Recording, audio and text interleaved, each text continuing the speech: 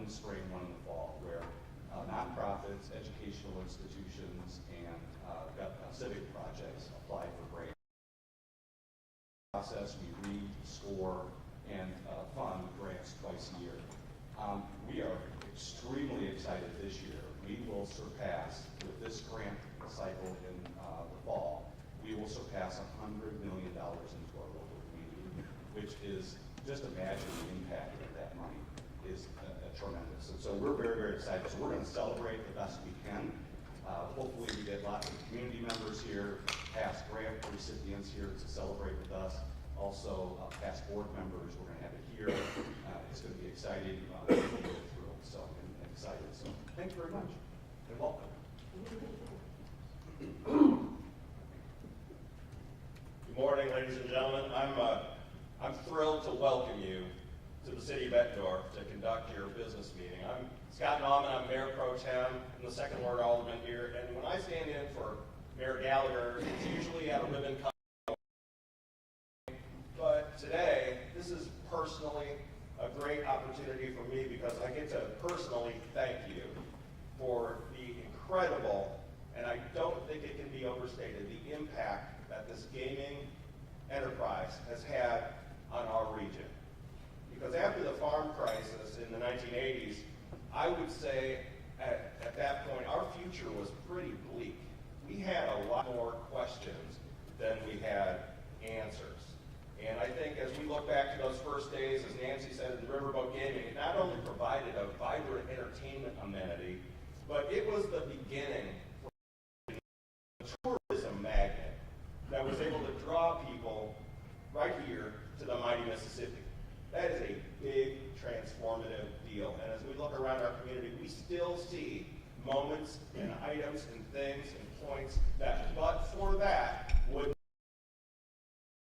Most importantly, understand that the collaborative investments that are made in tandem with and cooperation with the Isle of Capri created not only a destination here in Iowa where there are 500 hotel rooms on one site adjacent to a conference center and an amazing partnership with the City Convention Center. Those investments that were made were made knowing that there would be direct revenues from gaming and ancillary revenues from usage, and the licensing partner, the Scott County Regional Authority, as Chad said, resulted in nearly $100 million worth of direct grants back to the community. And if you visit today our mid-city, you'll see a pool and an ice rink under construction that, but for this partnership and this resource, would not have happened. That's a generational amenity that replaces a 50-year-old pool with an amazing water park, ice rink, and just a wonderful place to go and congregate.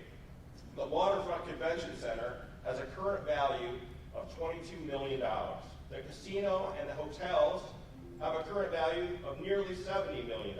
And all of these assets drive value for the community in usage. The city gains property tax revenues, gaming revenue, and sales tax. We are eternally grateful for that license and for what it continues to do for our community today. It's a great example of what vision is. And what it is, it's tied to economic development. And when the licenses were granted back in 1990 on behalf of our mayor, Mayor Gallagher, our city council, and our entire community, I want to thank you, and I want you to have a great day. Thanks for being here in Bettendorf. Thanks, Nancy, Chad, and Scott. Appreciate your comments. And I know all the commissioners would like to take credit for the ability to have QSOs and how this was established initially in the state. But it's a fabulous, fabulous asset to our state. So thank you for your comments. Tina, announcements. I want to start by recognizing our staff in the Quad Cities. We have with us today Dan Martin, who's at the Rhythm City, and Sue Cooper right here at Isle Bettendorf. I would be remiss if I did not recognize them and let them know we appreciate their hard work. So thank you both. On to meetings. Our next meeting will be November 20th. That's in Cedar Rapids. This includes the site visit for the proposed casino. It will also be the opportunity for public to provide their feedback to the commission. Anyone wishing, they will sign up. On that process will be posted on the commission website in the near future, so you can look there for details. That meeting will be followed the next day by a meeting November 21st at Catfish Bend in Burlington. Submissions are due for that meeting November 6th. There is no meeting in December, and then the next meeting after that will be January 23rd at Wild Rose in Jefferson. Thank you. I think we have a request for approval of remodeling for SCE Partners. Good morning, Doug Fisher, Hard Rock Sioux City. In front of you, you have our plan to remodel the World Tour Buffet into an event center. A little history, the World Tour Buffet has not reopened since COVID. But we started using it for team member events and for VIP events, and we would get calls to use the space for business. And we decided that, heck, at that point we were order takers. If we had a place we could actually sell, that would be great. So the new space, it'll mirror the Hard Rock look. The folks at Hard Rock International will be have final say, will approve. The folks at MERD have signed off and agree with the idea. It can hold 160 folks for a wedding, 200 folks for a business dinner, 110 for classroom style, 200 for theater style, right size for a 54-room property.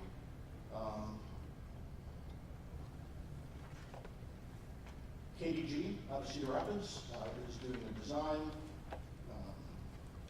Cleaner, who's got a parking ramp, who did the expansion out of Sioux City, will be doing construction.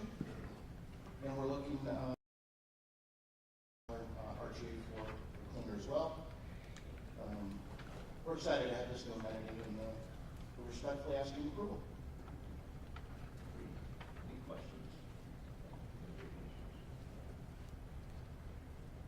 I guess, and at that point, I mean, we obviously never like see the loss of restaurants or eating space, but no plans to bring the buffet back, and you really feel like this is the best uses of the space at this point in time? Really do.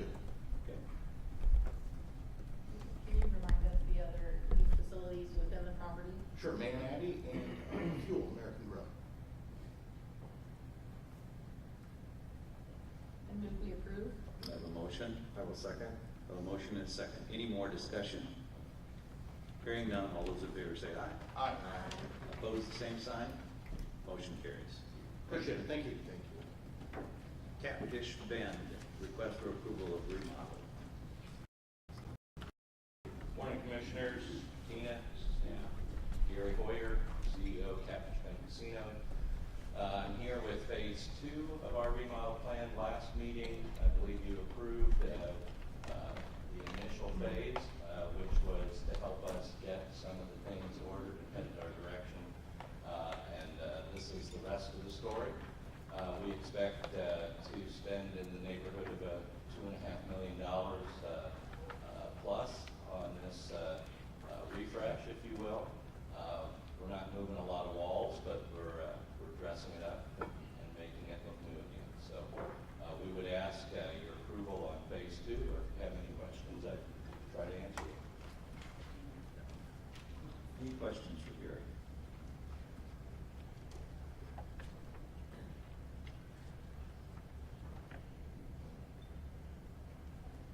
Hearing none, I take a motion.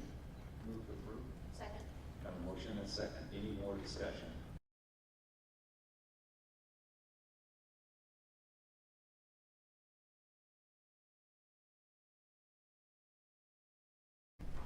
Iowa West Racing, I believe, there she is. We're going to have a presentation on the application for a license. That's great. Good morning, Commissioners, Tina, staff. I'm Thomas Roberts, the Senior Vice President and General Manager of Horseshoe Casino and Harris Casino in Council Bluffs. On Zoom is President and CEO of the Iowa West Racing Association.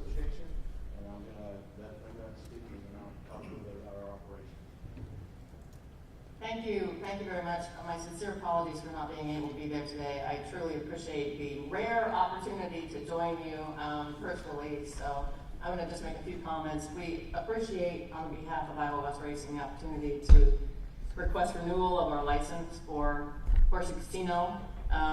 Caesars continues to make very important investments to improve great guest services and to rehabilitate the structure for the long term. Their investment makes sure that Horseshoe, which sits on the site of the original gaming attraction in our region, continues to be important to Council Bluffs. We are also, and I know this is important to the Commission, we talk very regularly, Thomas and I, along with the City of Council Bluffs, about how to make good use of the dog track and the grandstand. The Mid-America Center has become a regional attraction in terms of sports in particular, and so we want to make sure that whatever happens at the grandstand not only serves Horseshoe's interests, but also really amplifies what we're already doing from a recreation standpoint at the Mid-America Center. In that region, Tesla just opened their largest regional service fundraising for a new co-working lab in the retail space. We have a new hotel and commercial strip that have been approved in that area. And last fall, Iowa West Foundation opened up the Iowa West Wrestling Center, which is hosted by an Olympic coach who has opened Olympic wrestling facilities on 3 continents. So we feel very fortunate to have even off in his son, Georgie. Bluffs Run, beginning in the 1980s, has always anchored Mid-America Center. We're thrilled that Horseshoe Casino continues that long tradition and fills that vital role. So I respectfully request renewal of the Iowa West Racing Association license to operate Horseshoe Casino. Thank you, Brenda. 2024 continues to be a year where we've been battling competitive impact. By the end of 2023, we put our property in a pretty good place to fight what was coming across the river. Renovation, the reopening of JB's, the reopening of our VIP lounge. This year we continue to reinvest in our property. We've been offering live entertainment every weekend. We've been putting new slot product on the floor. We're at the point now where by the end of the year we're going to have another new 180 games that will be coming on the floor. Doesn't seem like much, but that's around over $3 million impact or capital investment back into the property to make sure we have the games that people want to come play and that they have the ability to play across the river. We'll also have Iowa's first table game area-wide progressive connecting 4 of our casinos, and that should be live also by the end of the year. And then, with any luck, after this next couple of bullet points that we have for Horseshoe, and hopefully a luxury VIP taping experience that we're trying to put in at Horseshoe Casino. We continue to try to improve our offerings and our programming each quarter, and we make sure that we have the best gaming offering in Council Bluffs. I know that there were some initial questions about our race book in accordance with our application. I was able to give a little bit more information, kind of talk to you a little bit about how that's doing. We do continue to focus on our race book and sportsbook operations. We're back customizing our simulcast by not only utilizing social media, but also amplifying the content from our brick and mortar properties, our racing properties, such as Columbus, Nebraska, and some of the other ones out west. Our Cedar Racebook channels, and using those properties to promote on our app and doing pinhole locations and other promotions. We have the ability to share state launches and acquisition offers directly on our platforms, and during significant races, our digital teams can post content from the tracks natively on Caesar's sportsbook channels to ensure that we have timely and authentic engagement. With our combined race sportsbook, it's hard to get specifics on the simulcast operation because it is combined. But we do track our mailings, offer social media, the things that we do to push handles and look at our racing bets. We are one of the few locations in the United States that offers that race book where we've seen year-over-year increase in handle, wagers, player engagement. Handles up over 12%, patrons using the Caesar reward cards up 15%. Our number of wagers and our amount of wagers are up 6%. So we believe we're going in the right direction. We are utilizing the tools that we have to do that. Handle for simulcast has actually grown from 5.5 million in 2022 to 6.5 million in In terms of what we're seeing digitally, our digital team is seeing across the nation that people aren't coming into the boxes anymore. They are using sportsbook apps when they get the opportunity to do that.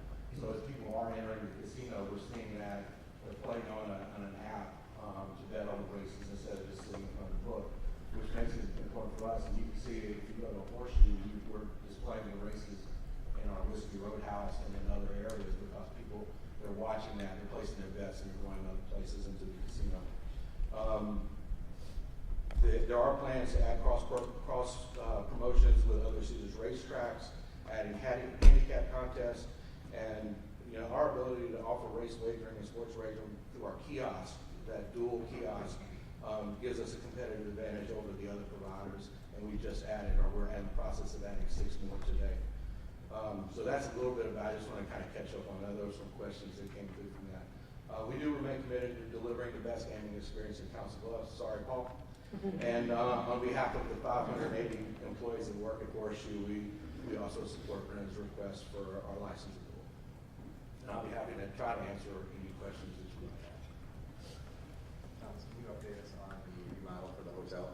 What's that? The hotel remodel, where are you at with that? Oh, for Harris, we have we got the 9th floor back. We've had a little bit of delay in shipping, and we can see the things that are happening on some of the coastal areas that's coming in. So we're about 3 weeks behind it. It looks like we should be done at the end of November if all things work out the way they're supposed to. There might be 5 or 6 rooms that are still out there that are waiting on a punch, just because there's different finishings in some of the suites and different things. So we're trying to get everything knocked out as much as we can.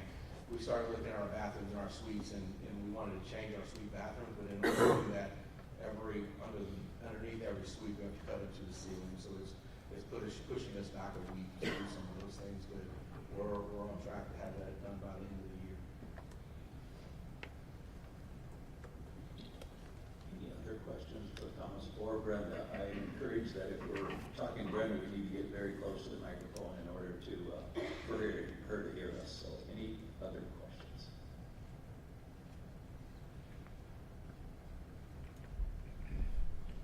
I would accept the motion. I would move to approve the Iowa West Racing Association application for a pari-mutuel license, racetrack enclosure license, and sports wagering license for January 1st, 2025 through December 31st, 2025, and approve the facility's revised security plan with the following conditions. Staff be provided with an accurate and updated list of all signals being taken by the simulcast venue on an ongoing basis, and import contracts continue to be available on demand to staff to ensure the regulatory compliance. Second. I have a motion and a second. Any more discussion? Hearing none, all those in favor say aye. Aye. Opposed, same sign. Motion carries. Thank you. I believe we have a request for approval of remodeling. Yes, sir. We, after COVID we had taken our Howland room, we had lost a lot of dealers. We just didn't have the Howland to play. We had to consolidate our pits to accommodate the number of supervisors to dealer ratio to make sure that we could successfully protect the money and protect the integrity of the game. As times change, now we've been able to staff up in dealers, and we're ready to open and get that Howland table, a luxury room. What we're finding out is some of those better players, they like to be off in a private room where there's not people standing around. So this gives us that opportunity. You're looking at it would be it's the last remaining seating area that used to be the buffet. Our buffet was actually remodeled completely to a banquet room where we do events, special events, poker tournaments with World Series of Poker, Redwood tournaments that are in there quarterly. So we're using the majority of that space. This area was left over, and we ran a noodle bar operation out of it to take care of our Asian pit that is located right up front. So this area, what we'll do now is we're going to take half of that area, refinish it almost the same way it was. It currently holds our Highland slot area, so we'll have a luxury Highland slots and a luxury pit, and the pit will be on the other side. So. Any other questions? I move to approve the remodel plan. Second. discussion? Hearing none, all those in favor say aye. Aye. Same sign, motion carries. We have a couple contracts. We have 2 contracts for you for your approval. I move we approve the contract. Second. A motion and a second, any more discussion? Hearing none, all those in favor say aye. Opposed, the same sign, motion carries. Thank you very much. Brenda, if you're still on, thanks for joining us. Appreciate all you do. Your organization is awesome, so thank you. Thank you Wish you very could have much. been here, but this works great. It's a long drive for us to save. So, The 9-hour round trip, I could not squeeze it in. I really appreciate your consideration. no problem, thank you. Thank you. Prairie Meadows Racetrack, application for pari-mutuel license and granting of race dates. Good morning, Mr. Chairman, Commissioners, Tina and staff. Gary Palmer, President and CEO of Prairie Meadows Racetrack and Casino. This morning I have with me Darren Held, our Vice President of Racing, to give a report on our racing this year up to date. Here to ask for the renewal of our gaming, the pari-mutuel and sports betting license. This year we're celebrating our 35th year in business. Should I say 35th successful year in business? We appreciate very much, and we're privileged to have a license. Things are going very well at Prairie Meadows. We continue to expand and remodel. Our numbers are very good this year. We might not be the best year like last year, but it'll probably be second. So we're happy with the way things are going now. So we appreciate your support and ask for support of our license renewal. Questions for Gary? I guess the obvious question, have race dates been set? At this point, no, Daryl. Since your last commission meeting, Doug Reed did a PowerPoint presentation to all the stakeholders back on Thursday, the 26th. And that following day, on the 27th, the Reed representatives and Prairie Meadows got together at Prairie Meadows to discuss our upcoming season. And at that point, we had good discussions. We had a PowerPoint presentation that Prairie Meadows put together. Horsemen listened. They really didn't have anything formal to bring for us to discuss on their thoughts. So it was basically us providing a calendar and going through some of the recommendations that Doug made, trying to make some headway there in negotiations. It was left towards the end of the meeting that Prairie Meadows' original calendar, we kind of revised and took 4 less days off the current meeting.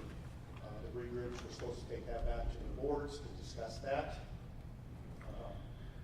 proposal. And we have a meeting scheduled for Monday the 14th to resume those negotiations to talk about what was discussed at the meeting last Friday. So we're continuing talking. I know we have a meeting with you guys coming up in November, and I see that the submissions are due the 6th of November, so got approximately 30 days to get this deal worked out. And right now we're kind of talking about maybe a 1-year deal and kind of using this next year as a bridge to bigger things coming down the road in the following year, and really take a good hard look at all the recommendations that Doug presented to us and seeing which ones we can implement. Of course, we need all the stakeholders to participate with us to get this done. And so it's going to be a group effort, and we're looking to continue those talks. And Darren, do I understand that the stakeholders have a monthly meeting now established moving forward to go over the Yes. recommendations? Yes, right now we have the 14th on the books, and we're going to try to continue that until we get something resolved and put this submitted by the 6th, or after there's something after that, and have it before you for your commission meeting with them. Darren, I appreciate the opportunity to meet with everybody. When Doug did the presentation last week, I think it was, or the week before, knowing that the time and the commitment that's been put into this study, I was really hoping we would have some dates by now. I do understand it's close, but It is kind of disappointing not to be able to move forward with this.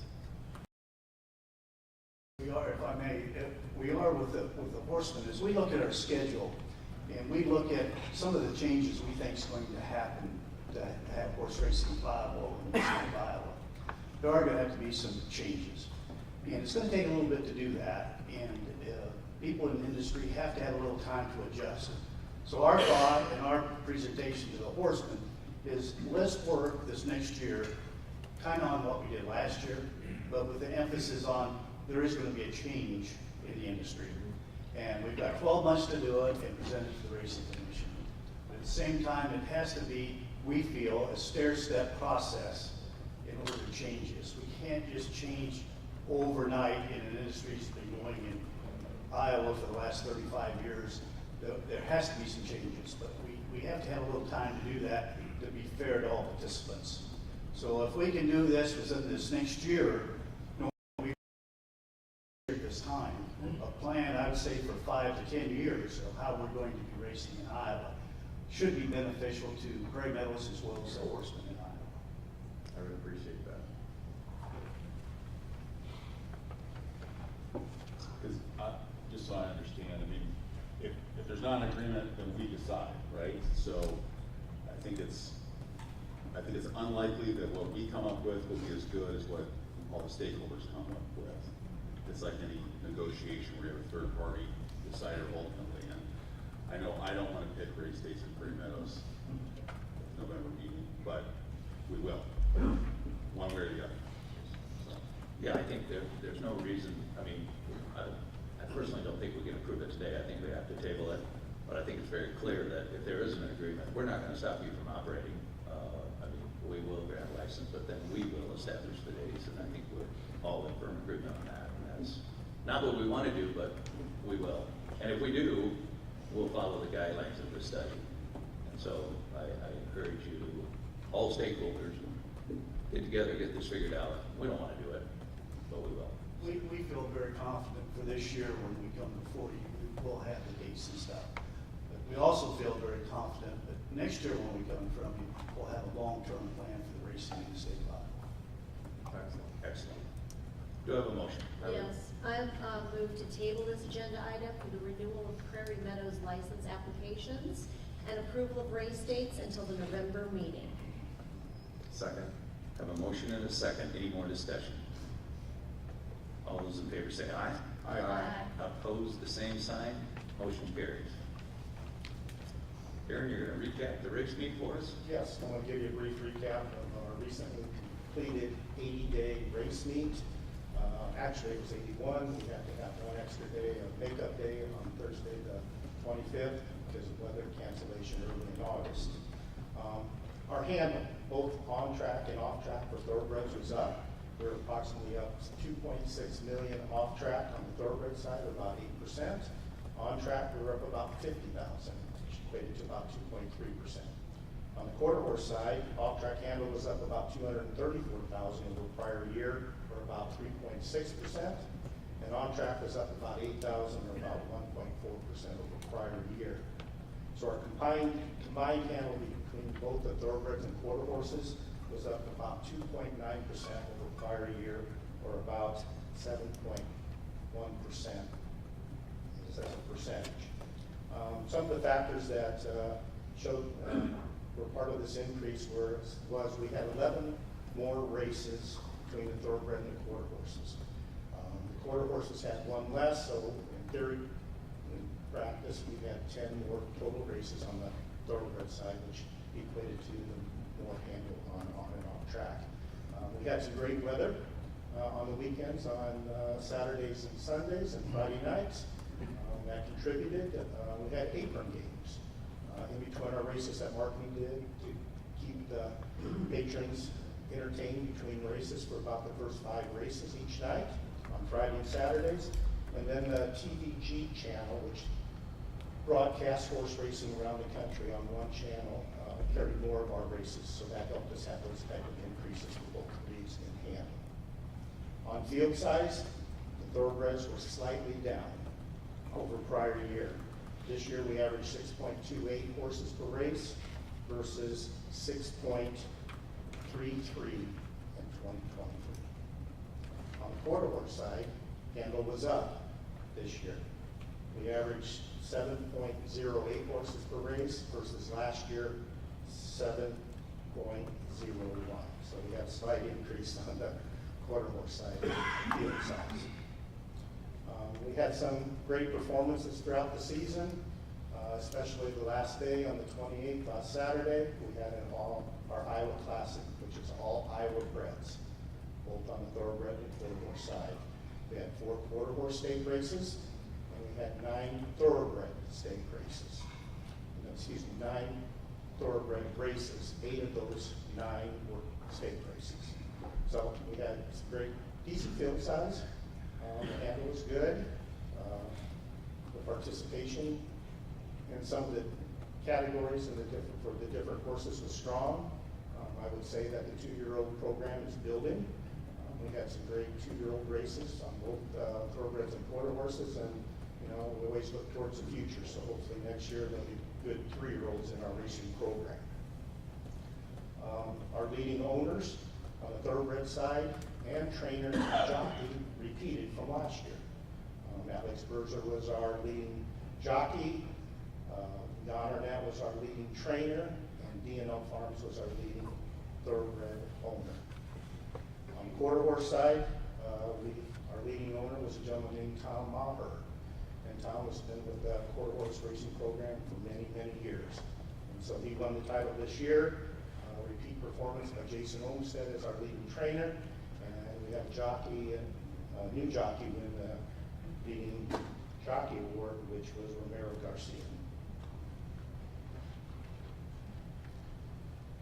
I just want to talk a little bit about the breeding of the thoroughbred side. They had their annual sale at the end of August. I believe they had about 60 hip numbers go through the sale.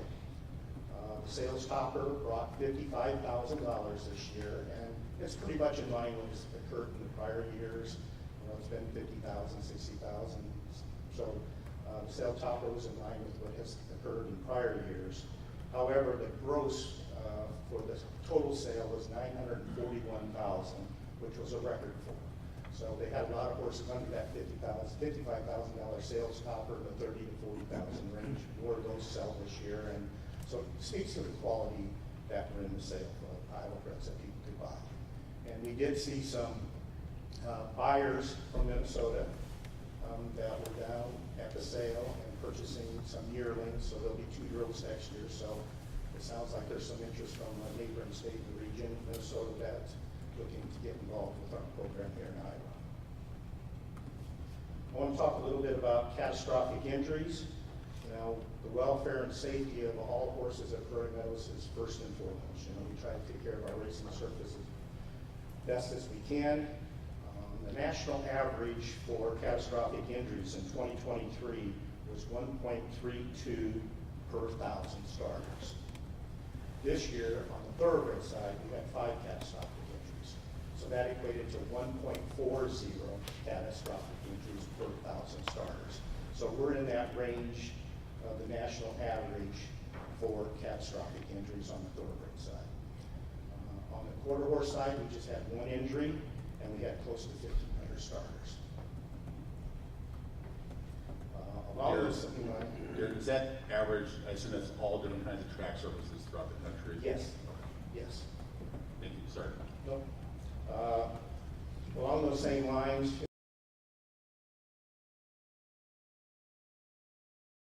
working on our main racetrack, and making sure the sand, silt, and clay ratios that the horses run over that compose our racing surface is within the range of our percentages of those 3 components. We'll set soil samples off. We're working on drainage on the inside rail. Some of this loose material washes off underneath the rail, so we have to clean that off and make sure the water gets off properly. We're doing all those things currently so we can be ready to open for training in April. Along those same lines, we have numerous backside projects we're working on. Some of those start this coming Monday, October 7th. We're fully re-shingling 4 barns, E1, E2, E3, and 4. And then we're also doing a lot of blacktop overlay on the backside. Some streets in the barns, some of the coaches that go up to the barns, we're re-asphalting those in the C and D rows. And also along that horse path of our barn area, where the horses go from the training track to the main track, that whole road is being repaved starting this coming October 7th, along with re-shingling that's going to take place in those 4 barns.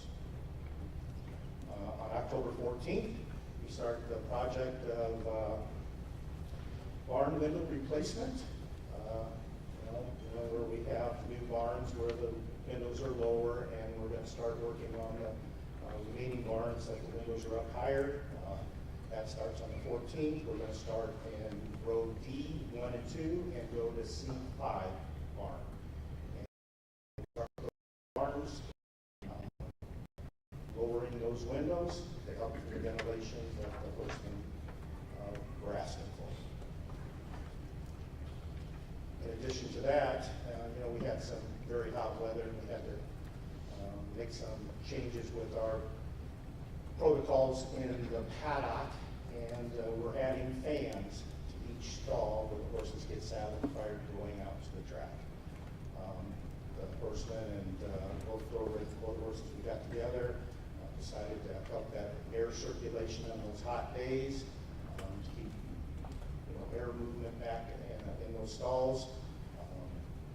So we're going to strategically place those so they can maximize airflow in there. We're repainting that paddock, and also we're adding bird netting up in the higher trellises there to keep the barn swallows out and building nest and making some nests up there. So that's kind of an outline of our season and some of the projects we got going on our backside. Any questions for? We're just about half done. Yeah, that's good.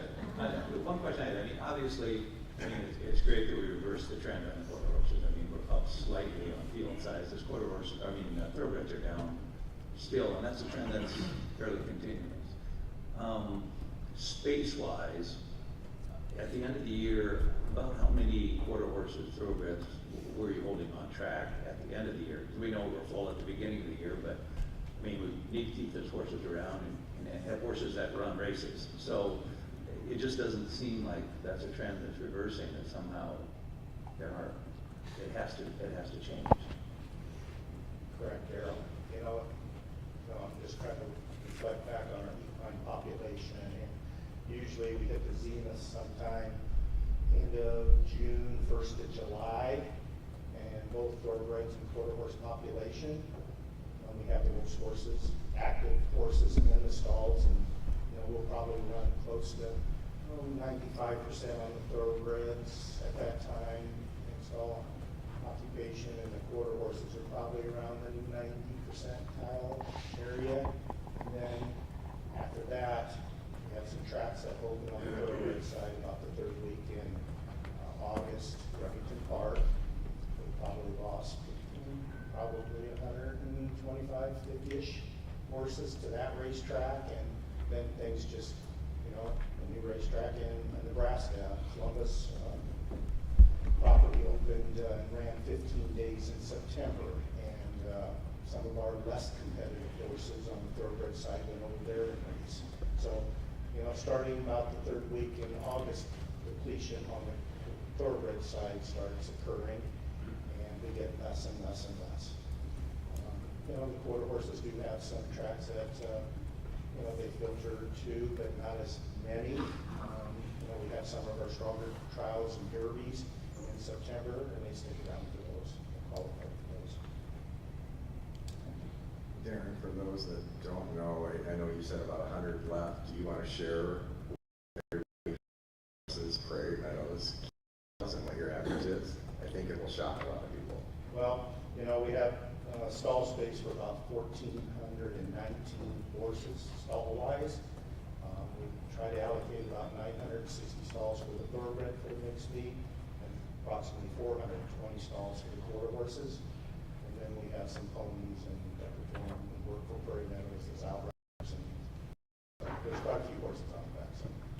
And when you look at that and then start considering the staff that it takes and the veterinary care and everything else, the economic impact of horse racing in Iowa is enormous.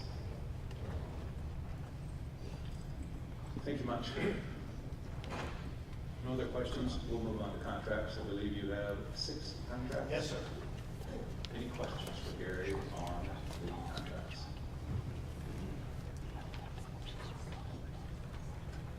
I move we approve contracts. Second? I have a motion and a second. Any more discussion or questions? Hearing none, all those in favor say aye. Aye. Opposed, the same sign. Motion carries. Thank you. We now are moving on to other contract approvals, Wild Rose, Emmitsburg. Good morning, Commissioners, Tina, IRG staff. Steve Cody, General Manager, Wild Rose, Emmitsburg. I have one contract for your consideration. Motion to approve? Second. I have a motion and a second. Any other comments or questions? Hearing none, all those in favor say aye. Aye.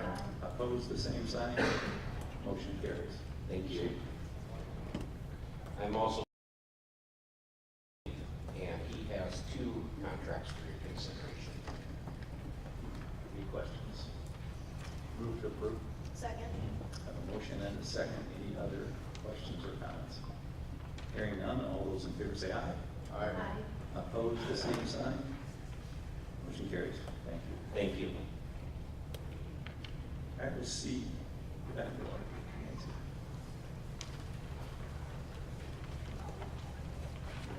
Nancy Ballinger, Senior Vice President and General Manager, Island Casino Hotel Bettendorf. We have 2 contracts for your consideration today. I'd be happy to answer any questions. Any questions? I would move to approve. Second? I have a motion and a second. Any other questions or comments?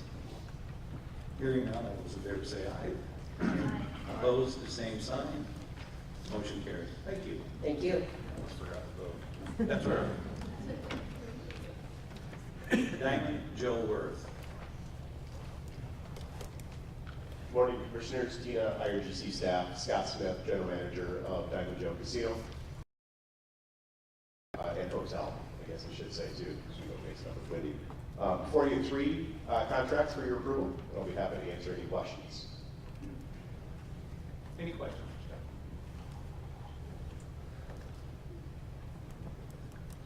We had previously approved the construction contract, correct?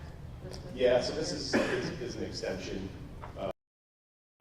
so to get us within our limit, approval limit. So it was going to end up going over, so we just want to be sure. Perfect, thank you. Motion to approve? Second. I have a motion and a second. Any more questions? Can you give a little update on the construction? Yeah, so beginning of September here, we opened up the remodeled bar. So what was the big wheel bar was fully remodeled and allowed some more seating. State-of-the-art AV package has been a big hit at the property. It's really part of the transformation of modernizing the look of the property on the inside. And so if you're back that way, you're going to see that, right? The former buffet space. We opened up 35 Brew Street last November. And has been a huge success with the property and with our guests. The new carpeting in the casino, really creates a vibrant look and fresher modernization of it. The Big Wheel Bar, former Big Wheel Bar, now the Mixed Bar and Lounge, is again state-of-the-art TV wall, continuous TV wall all the way across. It's been a great spot as we continue to leverage our FanDuel Sportsbook and the popularity of sports wagering at the property. Not only there, and then FanDuel also did some updates with their space as well from the TV package wall over there as well. So we'll continue to keep doing that. November we'll probably have some more things for approval as we continue that transformation. As you know, we bought the hotel at the end of May, and putting those plans together for that remodel as well, for that property, which that hotel hadn't been refreshed in a while, right? Which is really the reason why we took it over, so that we could make it our brand and something that we could be proud of for our guests to go and stay in there. So we'll continue to be before you, asking for additional approvals as we transform that property. Thank you. Any other questions from the commission? Motion? We do have a motion. Excuse me, we have a motion and a second. Hearing no other questions, I apologize. All those in favor say aye. Aye. Opposed, the same sign. Motion carries. Thank you. Grand Falls Casino. Good morning, Commissioners, Tina, IRGC staff, Damon John, former marketing director and former marketing director at Grand Falls Casino and Golf Resort. I am filling in for Sharon today. She has 2 contracts up for renewal. I'm happy to answer any questions you might have. I would approve the contracts. I will second. I have a motion and a second. Any other questions? Hearing none, all those in favor say aye. Same sign. Motion carries. Thank you. Rhythm City. Good morning, Commissioners, team, and staff. Mo Hyder, Regional Vice President and General Manager. This morning we have 2 contracts for the approval. Any questions from all? Would move to approve. Second? I have a motion and a second. Any other questions? Hearing none, all those in favor say aye. Aye. Opposed, same sign. Motion carried. Thank you. Thank you. Catfish Bend. Rob Higgins, General Manager, Catfish Bend Casino. We have 4 contracts. Good morning, Rob. Thanks for your approval. We'll be happy to answer any questions. Any questions? Motion to approve? Second? I have a motion and a second. Any other comments or questions? Hearing none, all those in favor say aye. Aye. Opposed, the same sign. Motion carries. Thank you. We look forward to having you next month. We're looking forward to being there. Thank you.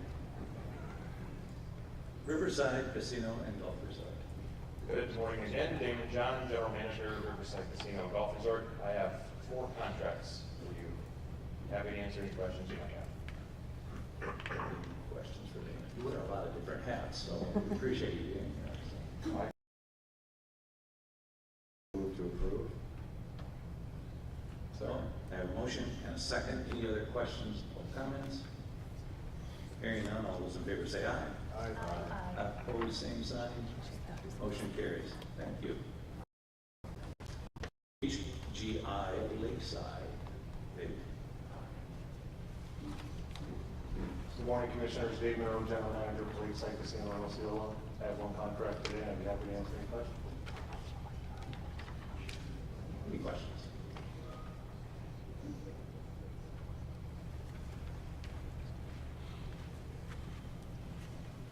I would move to approve.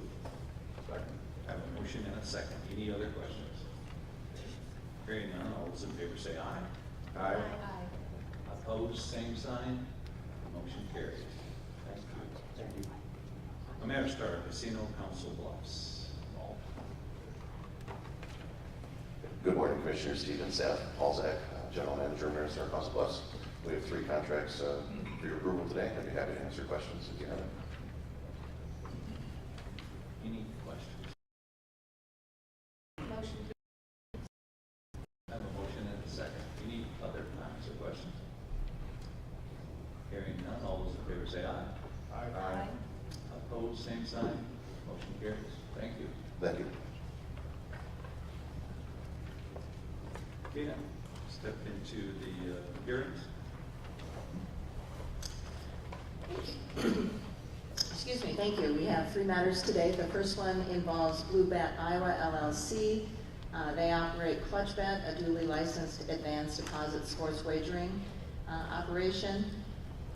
Under Iowa law, licensees are required to upload and download information to and from the Iowa Racing and Gaming Commission self-exclusion system at least once every 7 calendar on August 6, 2024. Downloaded updated information as required from the database. The next download should have been on or before August 13th. However, it was not completed until August 14th of 2024. Bluebet acknowledges the above-mentioned facts constitute a violation of Iowa code, and as a result of this conduct, they agreed to pay an administrative penalty in the amount of $5,000 to $20,000. Excuse me. Jeffrey Gilbert from Bluebet is here to make some comments as well and to answer any questions. Good morning, Mr. Chairman, Commissioners, Tina, and staff. Jeffrey Gilbert, I'm a member of the Board of Directors. Bluebet USA owns Bluebet Iowa LLC, and we operate under the trade name in Iowa of Clutchbet. The company and its subsidiaries are owned by Bluebet Holdings Pty. It's a publicly traded company listed and it trades on the Australian Stock Exchange. On July 1st, Bluebet merged with BetR, not to be confused with BetR in America. This is BetR in Australia. It's a similar name. And they are now combined as one of the largest online wagering providers in Australia, owned by the Trip companies. The company is now going to be operating in Australia under the name of BetR. Personally, I've been in the gaming industry for 48 years, and I've appeared before and found suitable and licensed in multiple domestic and foreign jurisdictions. In addition to Iowa, I'm currently licensed in Nevada, Louisiana, and Colorado as an officer, director, and shareholder. In December 2023, after 15 years of continuous service, I retired as a commissioner and former vice chairman of the Judicial Selection Commission for the Nevada Supreme Court. The reason that I mention my background to you is to assure you of my utmost respect for statutes, codes, rules, regulations put in place by regulators as well as governmental agencies, and my consistent compliance thereto over my period in the business. This appearance is unique for me. It's the first time I have ever appeared before a regulatory body to answer a violation of the state code or gaming regulation that has risen to an agenda item. That being said, as Tina said, I acknowledge that the company was late by 1 day of downloading and updating the self-exclusion database that was due on August 13th. That was 7 days after our previous download. Clearly, the delay was unintentional. It was a result of human error, and it should have been noted that this is to my knowledge, this is the first time a deficiency such as this with 99F has ever been brought against Bluebet. Regrettably, I can't provide you with a more adequate answer for the unintentional download delay. The download was calendared by our compliance officer for weekly attention. And as soon as we heard from IRGC audit, our compliance officer immediately took corrective action and downloaded the list the next morning, approximately 12 hours after the date that it was due. That doesn't excuse the delay. It's apparent for me that the API, or the application program interface that the IRGC has, was not integrated with our system at that time. And that's why we had been downloading that system manually rather than automatically. When we were notified, we took immediate steps to adjust how we download, and we went to that 2 times weekly instead of once.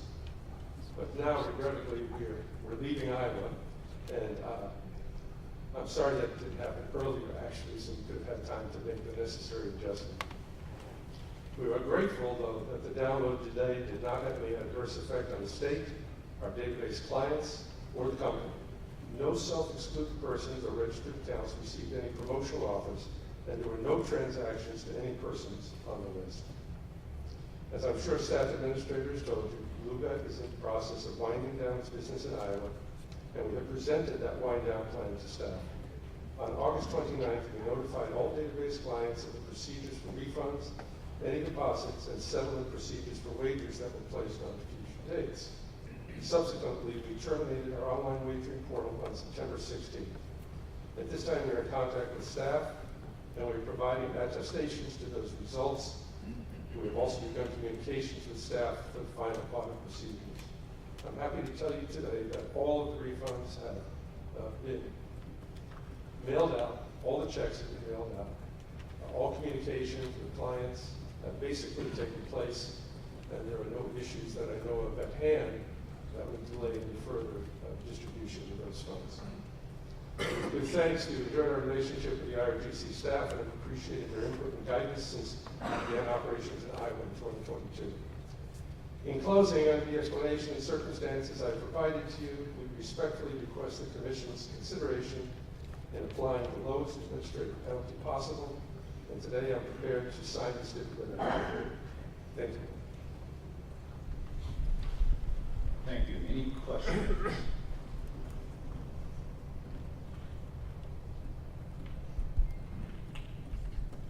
Mr. Chairman, I'll move to approve the stipulation as presented with an administrative penalty of $5,000. I think this example reflects on regular attendees have heard me promise I'm not going to rant about this anymore, so I'm not. It's technically not a rant, but we don't like issuing fines for this. However, I think because of consistency is important, and the self-exclusion process is extremely important to us as the commission. So even in situations like this, I think a fine is necessary. So I would so move. Second. I have a motion and a second. Any other comments? Hearing none, all those in favor say aye. Aye. Opposed, same sign. Motion carries. Thank you for coming. Thank you, Mr. Appreciate Chairman. your Thank you, comments. Commissioners. Thank you. Tina Crown, DFS. The second matter involves Crown DFS Inc. They operate as DraftKings, a duly licensed fantasy sport contest service provider. In this matter, on November 11, 2022, DraftKings deployed an update to their system process that compares self-excluded people to existing DraftKings account and restricts their matches or any matches. The update was designed to make the process more stable and efficient, but did not operate as expected. The update operated for 83 days before the issue was fixed. In the interim, one individual who had had his account restricted continued to have access. As a result, during the 7 days that that individual had access when it should have been restricted, he deposited $3.75 and made of entry fees, and then also had $8.25 in winnings. In addition, DraftKings sent the individual 2 promotional contacts. DraftKings has agreed to pay the winnings back to the state of Iowa General Fund as required by the law, and DraftKings for Crown DFS Inc. acknowledges the above mentioned facts constitute a violation of Iowa law, and as a result of this conduct, they agreed to pay an administrative penalty in the amount of $5,000 to $20,000 in fine. And we have Jacob List, I believe, from DraftKings here to provide some additional information and also answer any questions the commission may have. Firstly, Chair Olson and members of the Commission, good morning. As Tim stated, my name is Jake List. I'm the Senior Director of Regulatory Operations at DraftKings. DraftKings has enjoyed a positive and productive working relationship with members of your staff for a considerable period of time, spanning both sports wagering and daily fantasy sports. We appreciate the important role that the IRGC plays in maintaining the integrity of gaming and fantasy sports in Iowa.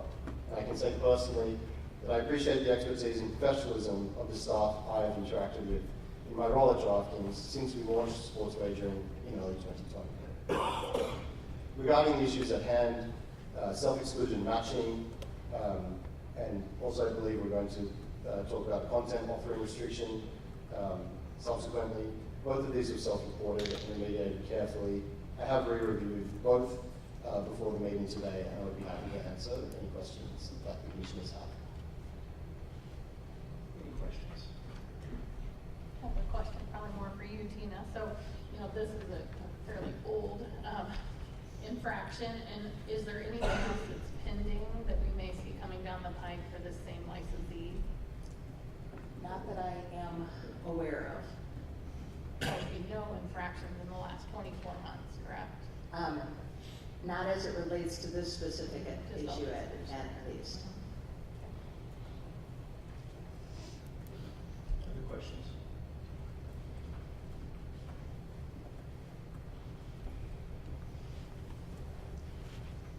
83 days is a long time, to have this, take to be noticed, and I think, we're pretty lucky that we're talking about amounts that are $3.75 and $8.25. I would hope that this type of thing, wouldn't go on quite so long, so I'm gonna, motion that we enter into administrative penalty in a stipulated amount of $10,000. I have a motion, second. Second. I have a motion and a second. Any other questions or comments? Hearing none, all those in favor say aye. Aye. Opposed, same sign. Motion carries. Crown Iowa Gaming LLC. This matter involves Crown Iowa Gaming LLC, which also operates as DraftKings, this time as a duly licensed advanced deposit sports wagering operator. The stipulation has 2 counts. The first count is based on essentially the same facts as we just discussed with regard to DraftKings and the DFS, Daily Fantasy Sports case. However, in this mobile sports wagering case, no money was deposited or wagered, but one individual was allowed unrestricted access to his account when it should have been restricted for a total of 7 days. In count 2, on April 7, 2023, this involves the acceptance of wagers on an amateur fight that was not permitted under Iowa law, and DraftKings self-reported the matter to the commission, and they self-reported to the commission that they had offered wagering markets on this impermissible fight. An investigation revealed DraftKings accepted 28 mobiles involving the fight, totaling $460 handle. DraftKings voided all of the accepted wagers and issued a cash credit to the customers that had placed winning bets all after the event had occurred. The licensee acknowledges the above-mentioned facts constitute a violation of Iowa code. With regard to count 1, they've agreed to an administrative penalty in the range of $5,000 to $20,000, and on count 2, they have agreed to a penalty in the amount of $5,000 to $20,000. And again, we have Jacob List from DraftKings here to provide any additional information and answer any questions.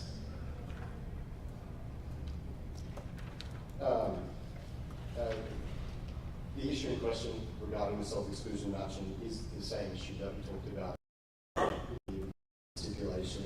I do think it might be worth me providing some color, since I wasn't asked explicitly about the remediations that took place.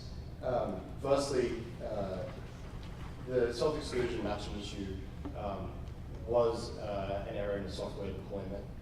This error in the software deployment did only affect specifically customers that had signed up to DraftKings before the software error and then subsequently self-excluded in Iowa. And then only the matching of specifically the SSN data point. So we were still matching across first name, last name, date of birth, and address. And that is the reason why it only affected 2 customers, one on sports wagering and one on daily fantasy sports. However, it is still the case that 2 to marketing system, and one of them did have daily fantasy sports wages. Speaking to the remediation, we did take this very seriously, and across testing, monitoring, and overall resourcing, have strengthened our controls in the self-exclusion matching process. Since error occurred, DraftKings has significantly expanded both its manual and automated testing cases to ensure a large variety of edge cases are tested in every deployment. Automated monitoring has been expanded to check for a much broader range of performance issues. For example, monitoring out checks that matches are regularly occurring at each available data point, not only that we are receiving self-exclusion matches overall. There is a redundancy matching check specifically for SSN to ensure that any matching SSNs are excluded. Since the time this issue occurred, the team responsible for the exclusion matching process has increased in size from 9 to 13 people, including additional senior staff. This team's sole focus is prohibited person matching. Now, while that might seem like a lot of people, just to process the self-exclusion list, this is a prohibited matching process that we do in 29 states where we're regulated for sports wagering. As you might imagine, they all have different processes. Any questions for David? Can you speak a little bit to remediation that might have taken place to make sure we do not have prohibited wagers in the future? Yes. So this issue was regarding an amateur fighter in an otherwise approved event category, Professional Fighters League. This did occur in early 2023, and at that time, essentially, we had an annual review process where the trading organisation was supposed to check for amateur fighters, and if there was an amateur fighter in the event, then that event would not be created for offering in Iowa. And simply what happened was that at that time the trader did conduct a review, and that trader no longer works at DraftKings. Since then, we've essentially moved to a much more robust whitelisting process, which essentially means that when we have new fighters added, by default they're disabled, and someone has to go through and actively review them for professional status and mark them as professional.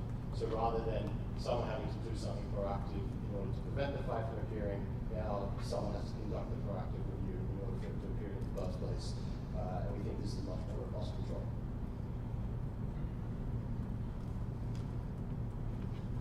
Any other questions? I would make the motion in count one for the minimum of 5,000, and on count two, because of the actions you guys have taken, reducing your staff and changing it to a proactive approach, I would do the same with 5,000. I have a motion to the second. Second? Motion and a second. Any more questions or comments? Hearing none, all those in favor say aye. Aye. Opposed, same sign. Motion carries. All right, so I don't get myself in trouble with the other commissioners. Are we good for the rest of the presentation, or do we need a short break?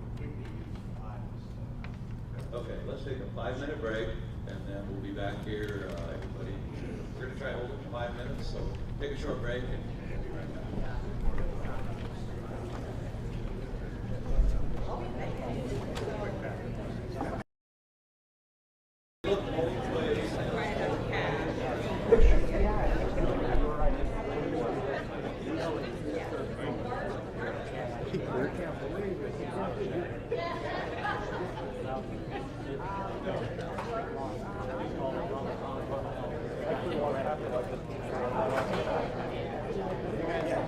As far as I know, I'm sorry.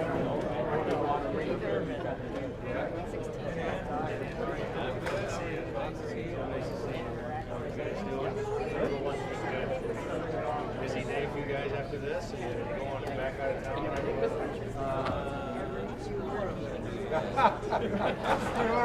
I'll make directions so you can be called in, right?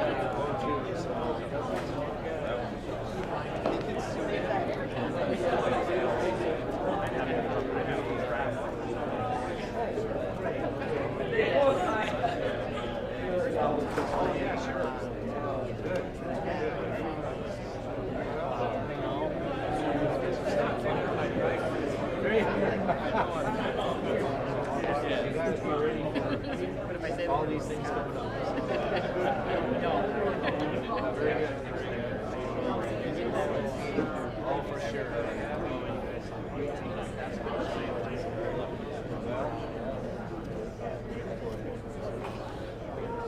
Well, good luck with Vegas. Are you going to you or Ford? We were on vacation last week. You were gone last week. Oh, good to see you all. You too. Take care. Sure. Oh, I can eat my vacation. Question for that young man right there. I'm gonna go find him too. Harris Restaurant. I think I can eat my vacation. I just came back from both men and men. I'm gonna hit that one. Boys and girls.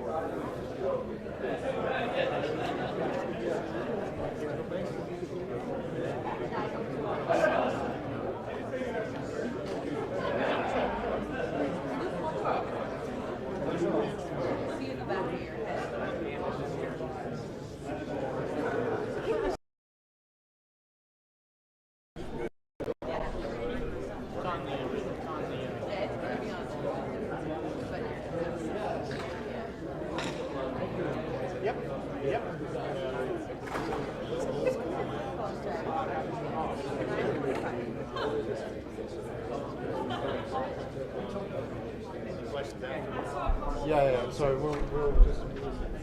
Dan's not back tomorrow.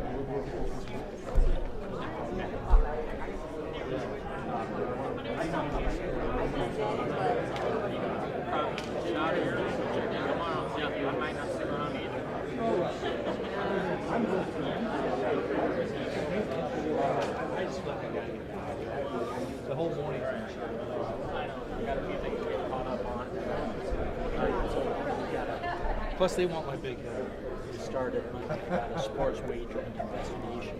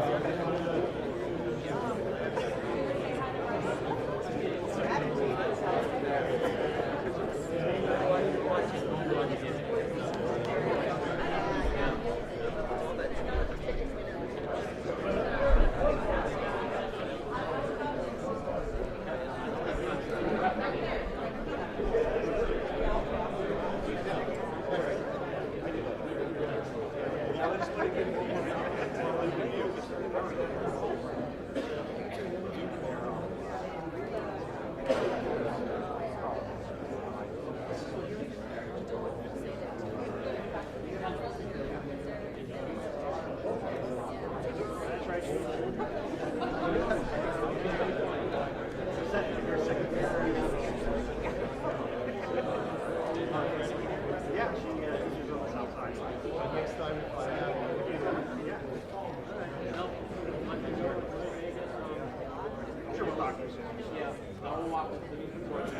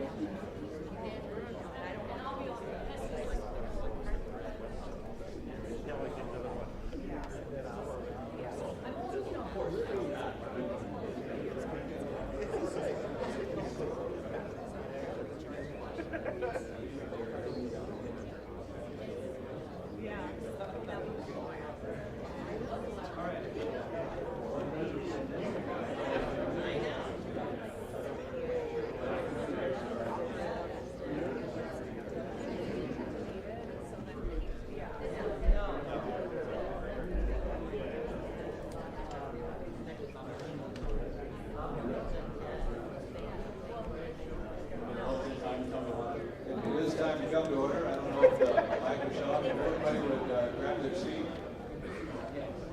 Well, let's get started.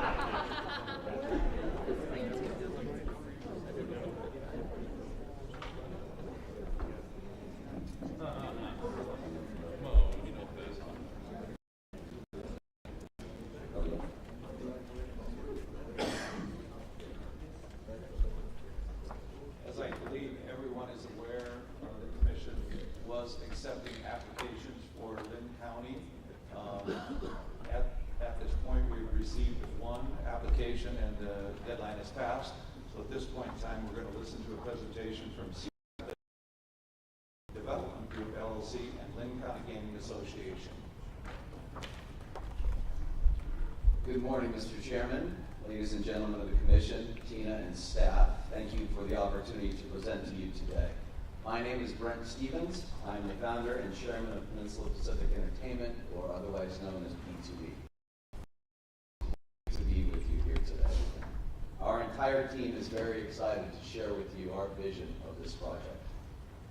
So as you might imagine, a lot has gone into the planning and preparation for this moment. In the last several days, we've been very reflective about our history here in Iowa. You see, it was in October of 1997, some 27 years ago today, that we created our company, Peninsula, and we did it in Dubuque, Iowa.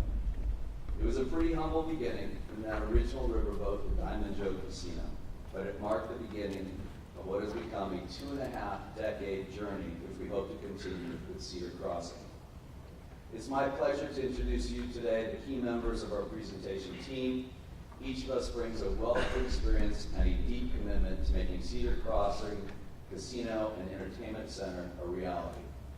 Our team has delivered such projects as the Diamond Joe Dubuque, which we reopened in 2008, a then state-of-the-art land-based property.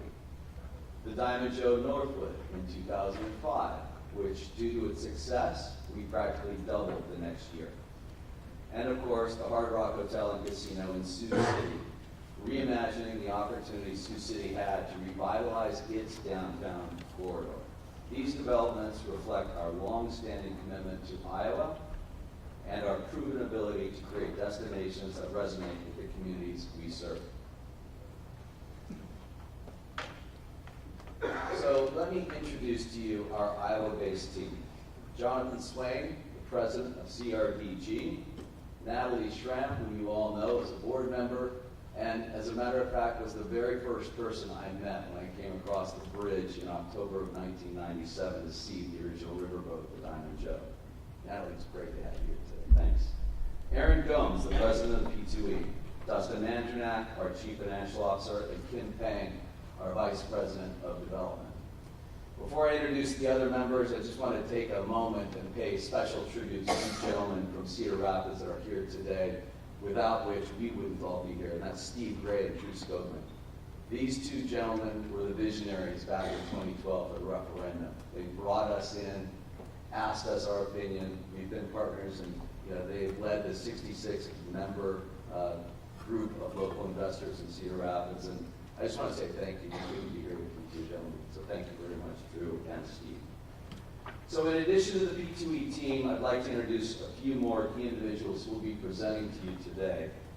Tiffany O'Donnell, the mayor of Cedar Rapids, who has been a staunch supporter of Cedar Crossing. Her energy, drive, determination to bring this project to life is unmatched, and her leadership has been crucial in getting us to where we are today. Thank you, Mayor. Ann Parmley, our QSO partner and co-licensee with deep roots in this community. Ann's dedication and work ethic have been unparalleled. She is a passionate advocate for the local charities of Cedar Rapids, and her role in this project has been vital. And then Suzanne Lecker, principal with Conversion Strategy Group. Suzanne and her team, using cutting-edge technology, prepared the market study that they will be presenting here today. Their work has provided us with invaluable insights, and I think you'll find it to be truly unique. Okay, so let me give you a quick summary of Cedar Crossing. This is a $275 million investment, one of the largest in Iowa's history. At its heart, yes, the project does have a casino, 700 slots, 22 table games, and it will offer an unparalleled, beautiful gaming experience. But this is way more than just a casino. Cedar Crossing is designed to be a comprehensive entertainment destination. We're talking about a vibrant mix of restaurants that will cater to every taste, a 1,500 capacity entertainment venue that will host top-tier performers and events, drawing visitors from across the state and beyond, something that we're very used to doing in our prior properties that you're familiar with. And this venue is poised to become the driving force of Cedar Rapids, revitalize downtown, infusing the area with new energy and new development.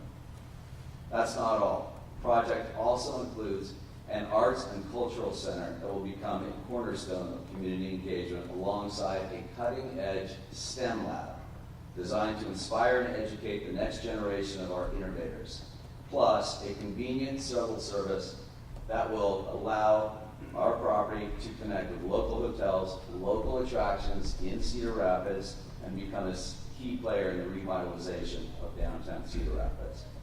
But beyond the features and amenities, what truly makes this project stand out is the absolutely overwhelming support we have in the local community. Cedar Rapids is a city on the rise, growing very rapidly, and the community has rallied behind this project, recognizing its potential to fuel further growth and development.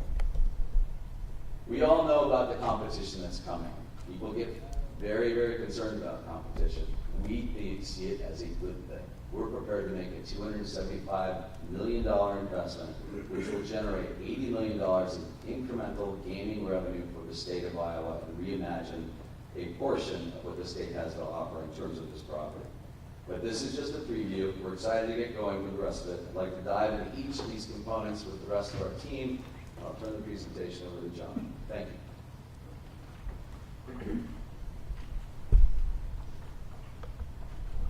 Thank you, Brent, and good morning, commissioners, team, and staff.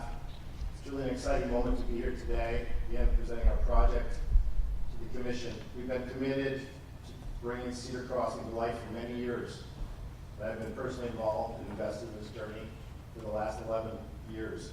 And as Brent was reflective today, as I sat behind one individual who's been on our side for 11 years, from the front row, Mike Sadler, with the trade unions from Cedar Rapids, I also want to appreciate your consistent support through this last decade of this project. Today we present a project that is stronger, more impactful, and the best version of Cedar Crossing. So what has changed?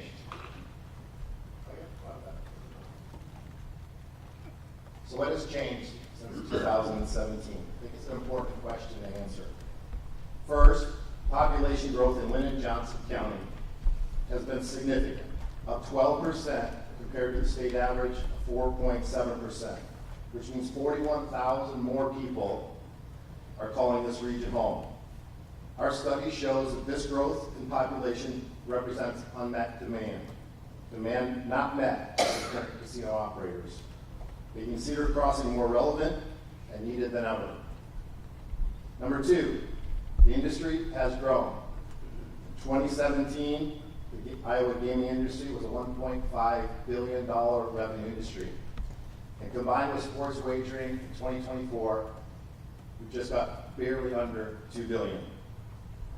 Competitor properties that long opposed our project are now seeing revenues and profitability, further underscoring the resilience and growth of the Iowa market. Third, as Brent mentioned, Iowa is facing increased competition from neighboring states. Nebraska and Illinois are investing billions of dollars in new gaming facilities, with some of that growth driven by Iowa companies investing in those markets, the same companies that have long opposed this project. Iowa's long relied on customers from these bordering states, and now more than ever it's crucial to strengthening our offering here in Cedar Rapids. We will offset that competition with $80 million in new gaming revenues annually for the state of Iowa. As Brent mentioned, we are a $275 million investment, $100 million more than the 2017 application. And we've committed more to nonprofits. We've committed 8% of net adjusted revenue to nonprofits, estimated at $6.3 million annually, the highest contribution in the state's history. These changes represent our dedication not only to improving Cedar Crossing, but to aligning our project with the evolving needs of Cedar Rapids, Lynn County, and the state of Iowa. Now we've taken some time to carefully study the guidelines of Administrative Code 491, the criteria that the Commission uses when considering and awarding a license. As part of your packet today, I gave you a supplemental sheet that you can follow along with that criteria. We believe that Cedar Crossing not only meets, but exceeds those standards. And today our team is prepared to walk you through each criteria, demonstrating how our project aligns with those benchmarks. Let's take a look at that criteria. Economic impact, community support, state gaming industry impact, and within letter C there are a number of other points that we will cover. Benefits to Iowa tourism, employment opportunities, development and sale of Iowa products, and amenities.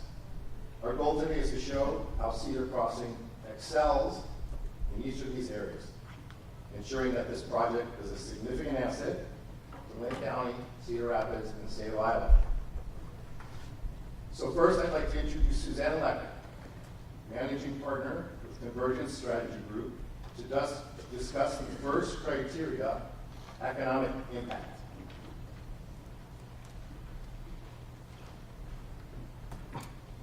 Thank you for having me here today. I'm here to speak about the economic impact of this project.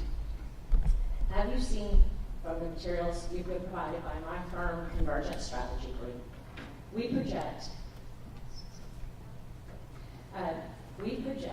that the Cedar Crossing Casino will generate over $108 million in gaming revenue annually, creating jobs and contributing significantly to state and local taxes. But before I go over all of that, I want to briefly tell you how we arrived at these projections. So I've been performing market analyses such as these for over 20 years. And our firm takes pride in our precision and accuracy, and we are always seeking to do better. Before now, we and other consultants could use player databases to calibrate, but player databases only track about 50% of all visits, because not everybody signs up for a player's card, and not everybody uses their player's card all the time. But technology has changed that. We have visitation data that's over 97% accurate. You see this? This is one of the most sophisticated tracking devices in the world. My firm purchases anonymized mobile phone tracking data, showing us how many people visit any square foot in the country, where they come from, their demographics, how long they stay, where they go before, after, where they work, where they shop. It's kind of scary, quite honestly. But as I said, the data we purchase is anonymized, and most importantly, it's privacy compliant. This data is also constantly fact-checked with footfall data from tens of thousands of businesses and casinos across the country, and incorporated into AI to account for the population, such as follow phone or don't carry a phone at all. So we take this data and we build our models with it. My firm is pioneering the use of this tracking data, which means that our models are more accurate than any ever before. So the map you see on the screen here shows Cedar Crossing as the star in the middle, with a 50-mile ring around it. It shows the origin of visits to Prairie Meadows over the last 12 months. It's the darker blue zip code showing more visits. We went through this same exercise with every property in the entire region when building our models. Now, what all of this tracking data showed us is that Cedar Rapids is underserved and underpenetrated. The residents of Lynn County have participation rates than other parts of Iowa. For the Cedar Rapids market, we saw a participation rate of 3.6. Compare that to 5.75 for the Quad Cities market, a similar rate for the Riverside market, and over 7 for the Dubuque market. This tells us that there is significant room for growth. We also saw patterns in the data that we didn't expect. Facilities which draw parts of the state more or less than we would have expected from standard gravity modeling methods. So I can stand here today confident that the projections you're seeing are the most accurate and reliable possible. Now, as I mentioned a few minutes ago, we project the Cedar Crossing Casino will be able to generate $100 million in gaming revenue annually.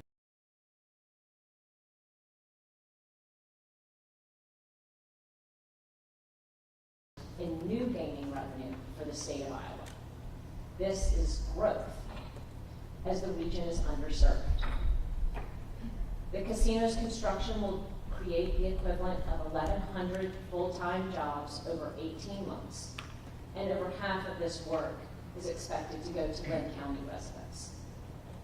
The construction phase will generate $303 million in additional spending for the state of Iowa, and will result in $102 million in wage earnings. Once operational, Cedar Crossing will create 300 jobs on site, which every economic model tells you will create even more jobs in the local and regional economies. So that's 224 more jobs for a total of 524 jobs created. In addition to employing Iowans, Cedar Crossing is projected to contribute greatly to state, county, and city budgets. These jobs created and related earnings and spending will move their way through the economy and tax receipts, which we go into detail in the report that you've been provided. What I want to point out here are the more easily measurable fiscal impacts, those directly coming from the gaming activity. Cedar Crossing will pay a total of $23.9 million in gaming taxes each year. P2E has pledged additional distributions of gaming revenues to the city of Cedar Rapids and to nonprofits. All totaled, this amounts to $33.5 million direct each year. Now, I want to take a step back a bit. impact on existing facilities is something that we looked at very closely. That's why we took the extraordinary steps that we did in this case. Previous studies overestimated the impact of a Cedar Rapids casino on existing markets. Now, I'd like to direct you to the chart on the screen. So each set of bars shows the revenues of Riverside, the Waterloo market, and the Dubuque market. The lightest bar on the left shows revenues in 2017, then 2024, then our projection for 2029 before a Cedar Crossing casino, and on the end, in the darkest bar, that's 2029 with the impact of Cedar Crossing. So take a look at the second and the fourth bars. For Riverside, on the left, this impact results in $126 million in gaming revenues, only $3 million less than fiscal 2024's $129 million. For both the Waterloo and Dubuque markets, we're projecting revenues higher than today. Now, I also want to point out what we've seen in other markets in Iowa, where the dire forecasts of impacts haven't come to fruition. So back before Wild Rose opened in Jefferson, consultants projected what they thought that property might do. Now, they were right on with their revenue projection, but they estimated that Prairie Meadows would be impacted by $6 million. Not only didn't that happen, but Prairie Meadows revenues grew by $18 million.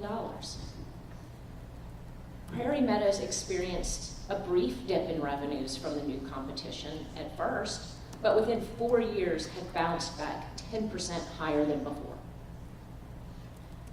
Back in 2009, it was projected that the Grand Falls Casino would take $20 million from existing Iowa casinos.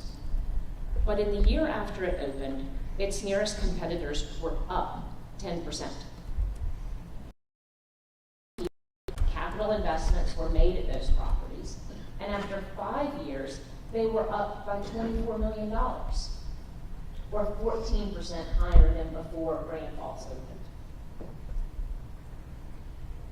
Much like elsewhere in Iowa, we would expect that the existing facilities in this region will be resilient and competitive, and perhaps erasing any losses in the future.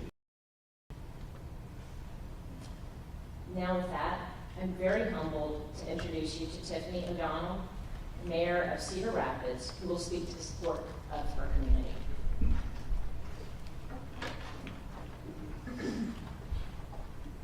Thank you. Thanks so much, Suzanne. And good morning, everyone. Thank you, commissioners, for the opportunity to speak about this incredible project, Cedar Crossing, and its widespread support in my community, specifically, and throughout the county of Lynn.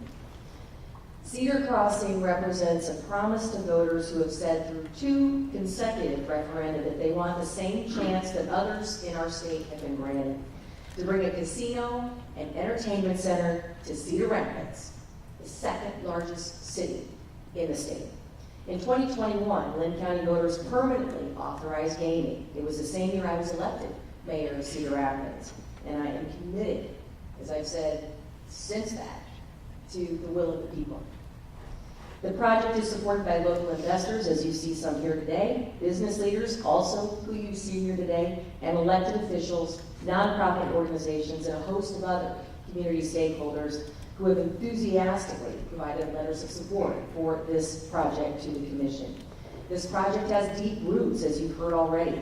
It isn't just backed by organizations. Cedar Crossing proudly stands with the support of more than 60 local investors who supported this effort from the outset more than a decade ago. The diverse group of small business owners, community leaders, and everyday residents believe deeply in the positive impact this casino will have on the city of Cedar Rapids. Many of them are here with us today, and let me just also offer my thank you to all of you for your unwavering support. These people deeply believe in the positive impact that this casino will have in our region. They recognize this isn't just about gaming. It is about growth opportunities and the revitalization of our community. Cedar Crossing as you've seen briefly here, will contribute to many growing needs in our community.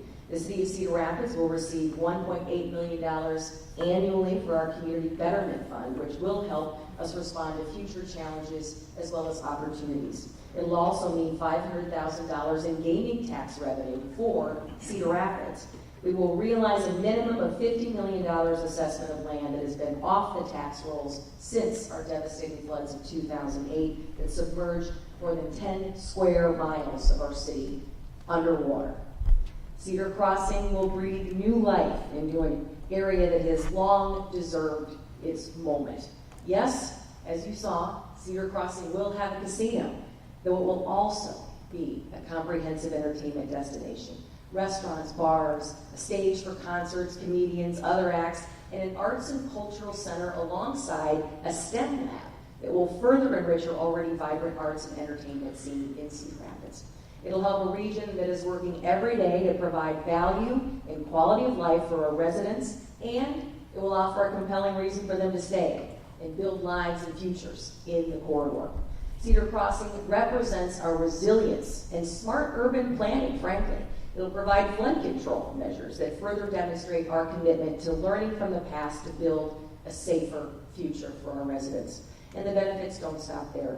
The CSG study estimates that new casino will bring in more than 1 million new visitors to our region every year. The influx of tourists will be a tremendous opportunity for our local restaurants, hotels, and businesses, creating a ripple effect of economic prosperity, and maybe, just maybe, we'll get some of those folks to stay there and reach for their American dream in our community. Cedar Crossing provides a direct path for our future. It is a symbol of resilience, ambition, and commitment to building a legacy. Thank you. And now to share more about that community support from a nonprofit perspective, I'm pleased to introduce our next speaker to you. Longtime Cedar Rapidian and community leader Ann Parmley was named board president of the Lynn County Gaming Association in 2021. And since then, she's been an advocate for meeting the pressing needs of our community and support through our nonprofits.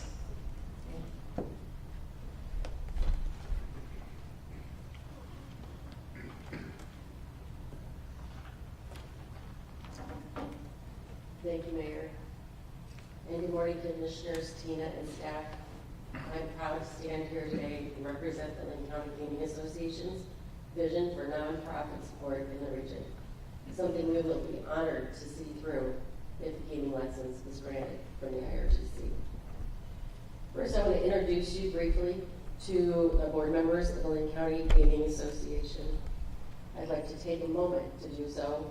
You have their bios. They're much more extensive and go into all the activities they do within our community, including their nonprofit work. First, as you guys would wave your hands as I introduce you. First is Todd Bergen. He serves as secretary and treasurer on the LCGA. Todd is, like me, a lifelong Cedar Rapidian. He once served as the president of Priority One, our economic development arm in the community, and today serves as vice president of commercial real estate at Spelman Companies. Heather Armstrong is the owner and operator of Lucky's on 16th. It is in the heart of our historic Czech village. Prior to becoming a restaurateur, Heather herself led a nonprofit. Mike Sadler, he grew up in Strawberry Point on a farm. He moved to Cedar Rapids in 1990 to start his career with the local pipe fitters.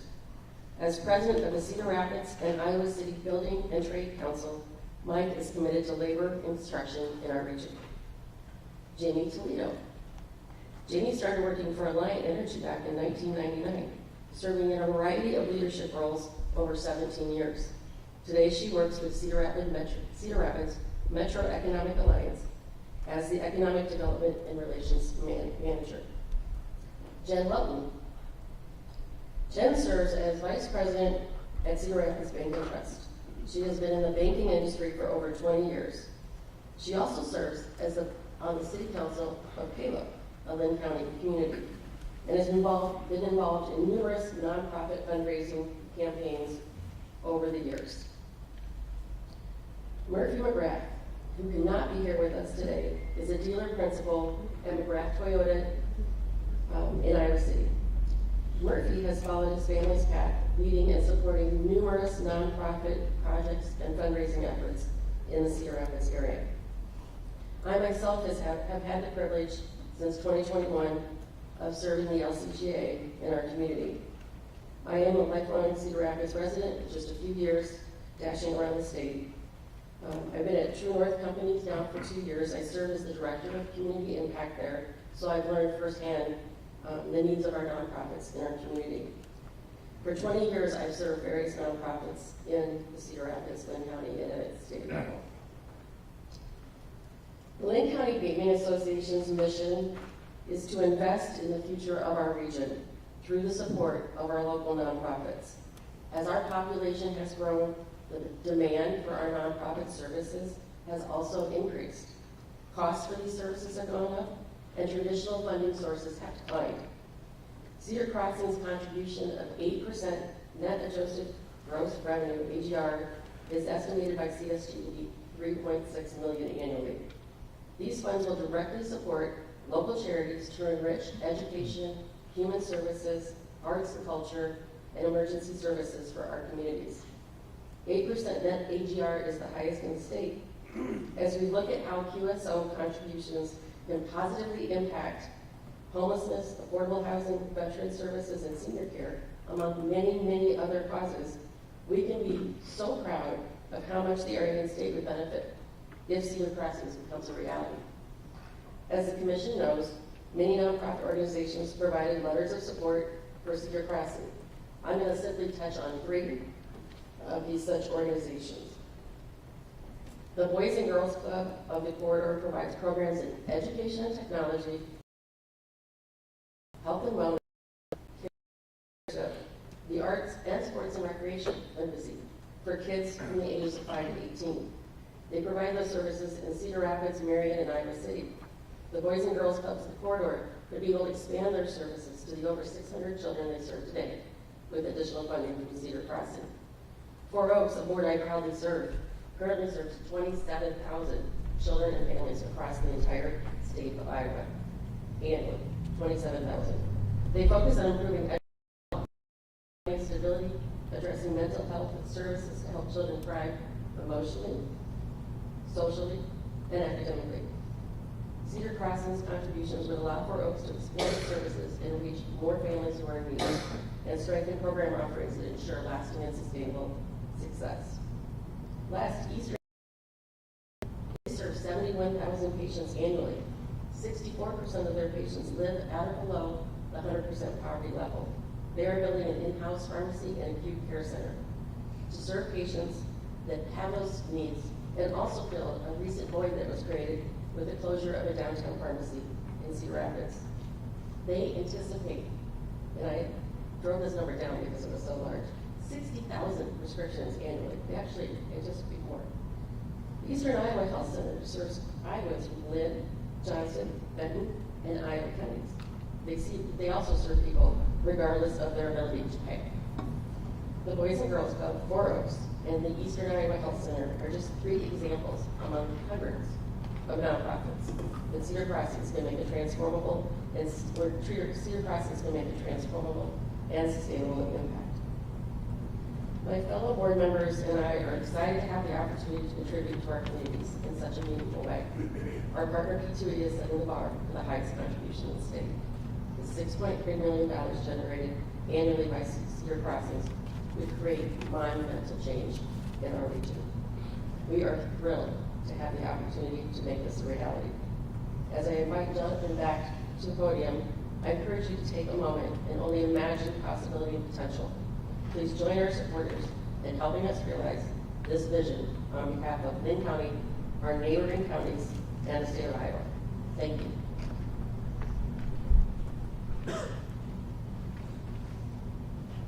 Okay, thank you, Ann, for highlighting the crucial role these contributions will play within your community. So before I move on to section C, just remind you of where we are. We've gone through A with Suzanne Leckert and community support, strong community support with the mayor's comments from Ann. So let me move on to the next criteria. And that criteria set forth in the benefit of the proposed operation of the gaming industry, taking into consideration C1, investment versus projected annual adjusted revenue. We are going to make a $275 million investment, given the opportunity, 100 more than the proposal in 2017. We are projecting, as Susan said, $108 million in annual revenue. This next criteria is impact on existing operators' adjusted gross revenue versus existing operators' ratio of adjusted gross revenue to investment. There's a lot of words to try to figure out what it means, but I think this is what it means.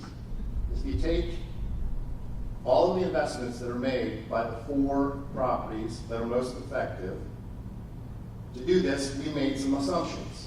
To determine the property investment numbers, we use publicly available data for those, along with the assumptions that they made for routine capital investments, keeping up with their properties, and really in line with historically what we did to keep our properties looking great.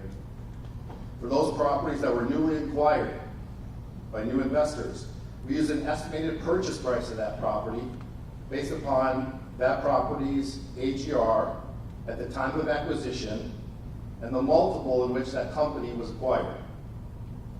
We based the ratios then on the 2024 adjusted gross revenues and compared those to the same numbers adjusted for the impact of a Lynn County casino.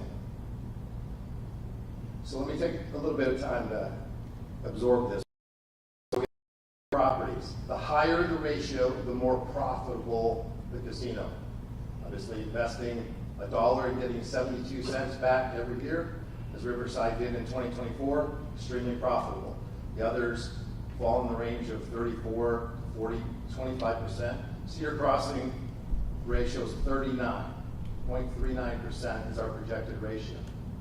Then you can see the effects of those ratios. That's what the criteria asks us to do, is take a look at what does this impact do to those ratios. And you can see the results in the column to the far right.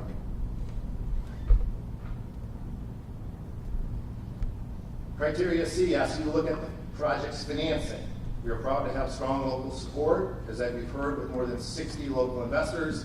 And together with Peninsula Pacific, we will invest $110 million of equity into this project, representing 40% of the total project cost. The remaining $165 million will come from a committed financing by Banco Santander, a global financing institution with a proven track record in large-scale development projects. Representatives from Banco Santander are here today if you have any questions. And a commitment letter from them is contained in our application. Criteria C4. As you heard from Suzanne Leckert, one of the strengths of our proposal is that Cedar Crossing will draw significantly from an underserved market. We estimate that 74.3% of the AGR will come from new demand, representing new revenue for the state of Iowa. This focus on the underserved market is key to expanding in Iowa without heavily impacting existing operators. 74% of our expected revenue is just over $80 million a year. C5 asks you to consider the percentage of revenue from existing operators. Repeat, that's the percentage that asks you to look at. For Cedar Crossing, only 25.7% of the AGR is expected to come from existing operators. Now, I've compared this to licenses granted in 2011 at Grand Falls and the license issued in 2015 at Wild Rose. As you can see, 6.6 for county, and the impact percentage of revenue for the license issued in Greene County was 62.5%, significantly higher than what is projected for Cedar Crossing. And as you heard from Suzanne Leckert, the anticipated impact on existing operators sometimes never materializes. What is the reliability of out-of-state markets? That is criteria C6. Cedar Rapids currently attracts 2.5 annually. I was actually shocked by that number, but I checked it 3 or 4 different sources. It's true. And Cedar Crossing aims to be an integral part of this growing tourism landscape.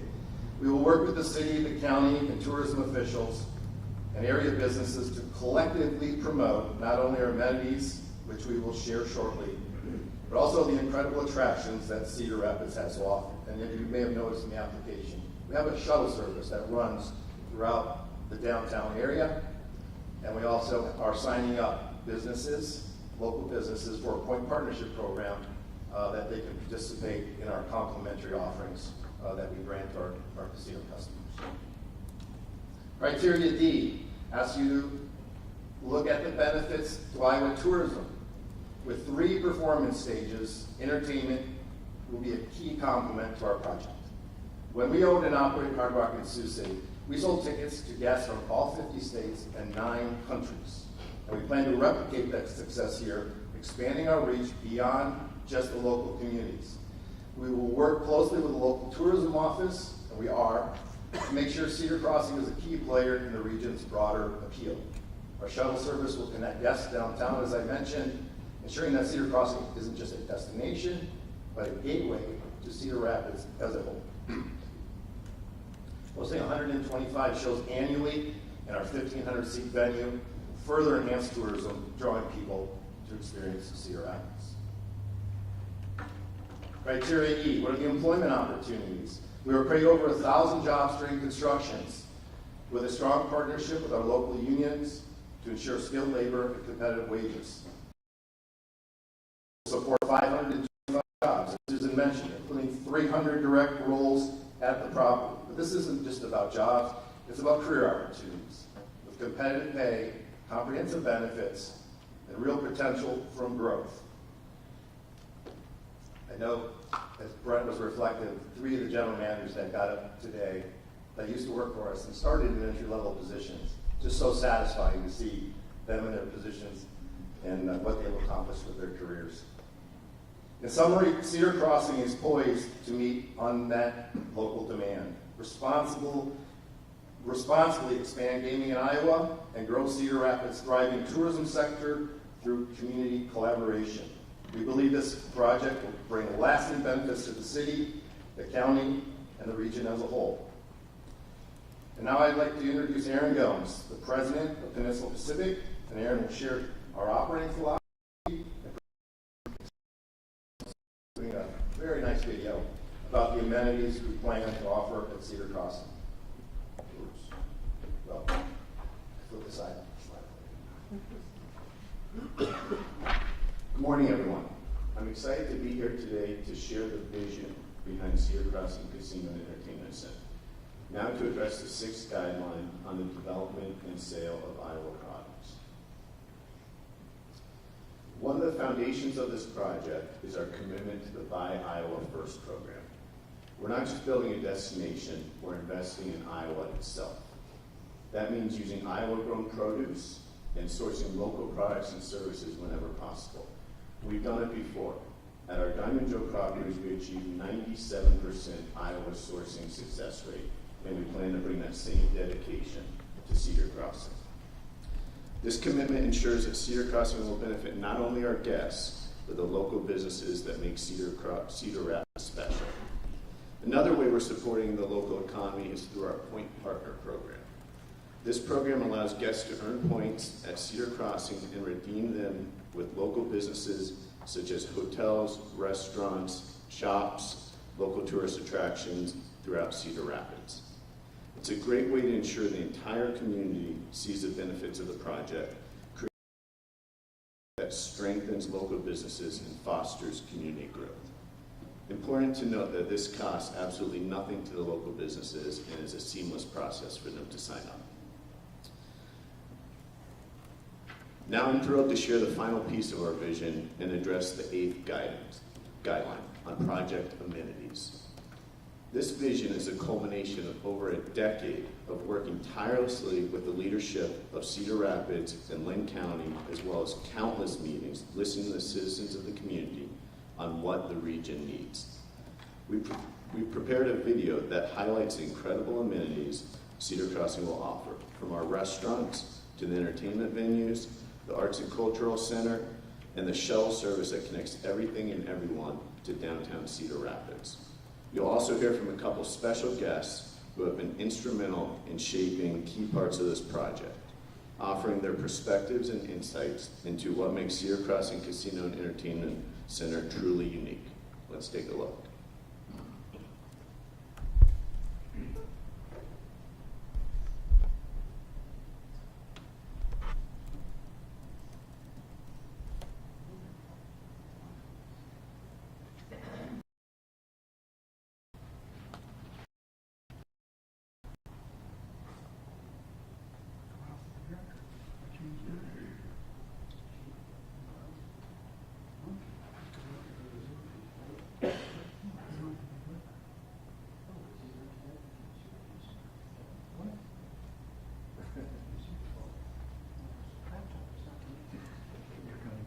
Doug, do you want to sing along? Did you join me? Okay.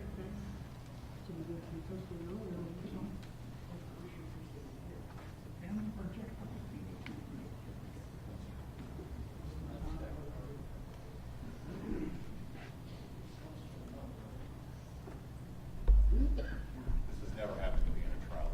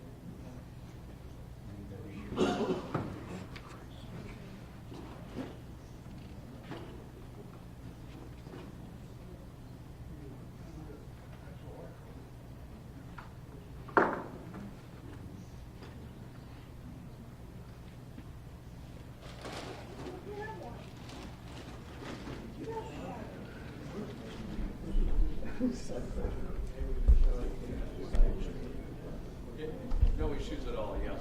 You can certainly show this to us. You can't go inside that site doesn't appear.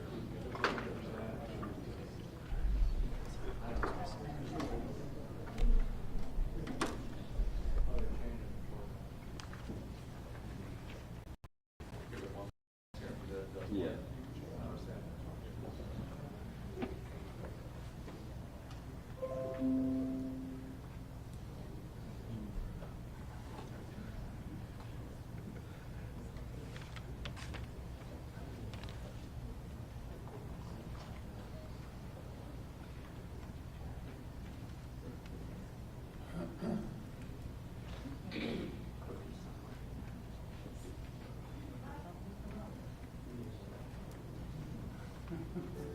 Cedar Rapids, Iowa, a vibrant city in the heart of the Midwest that's a hub for agriculture and the food processing industry that feeds the nation.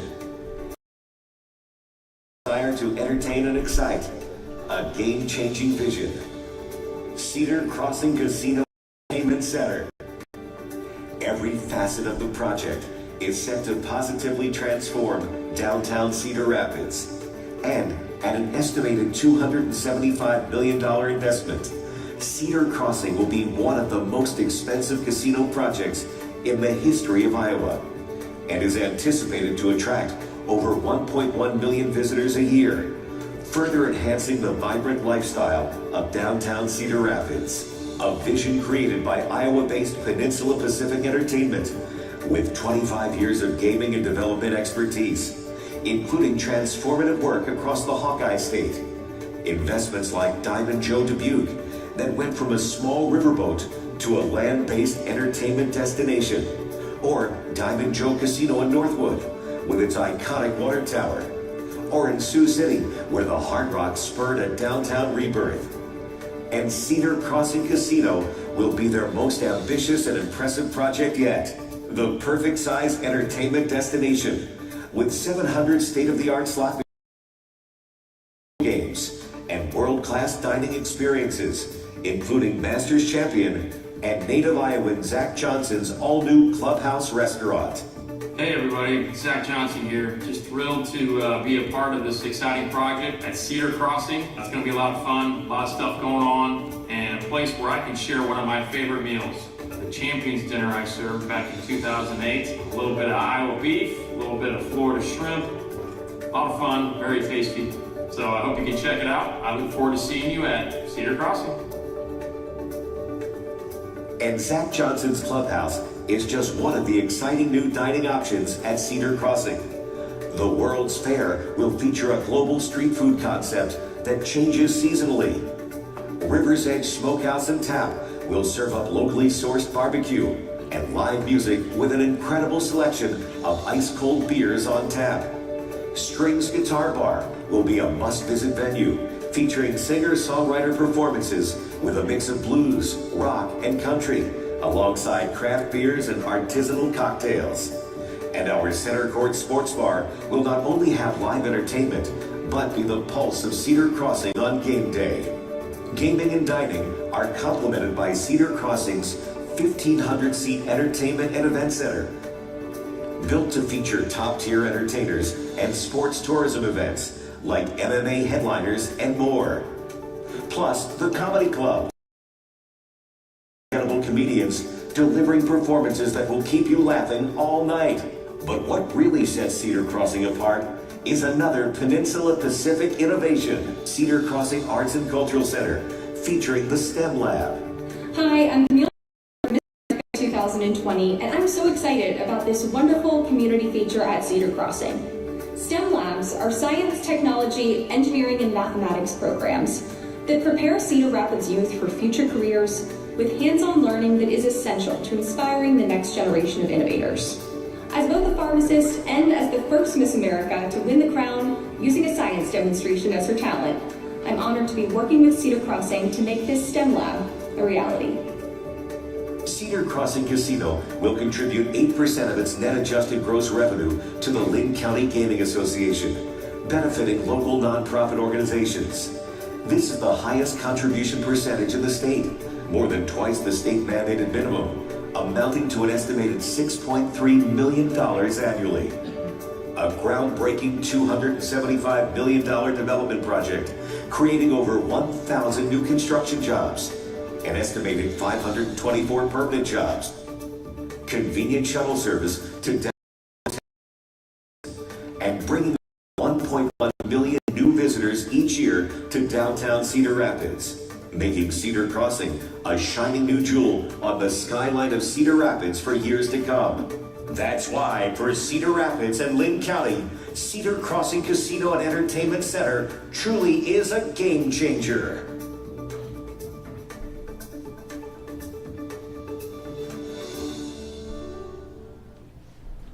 Boy, am I glad I didn't say all that. By saying, you may ask yourself the question, why now?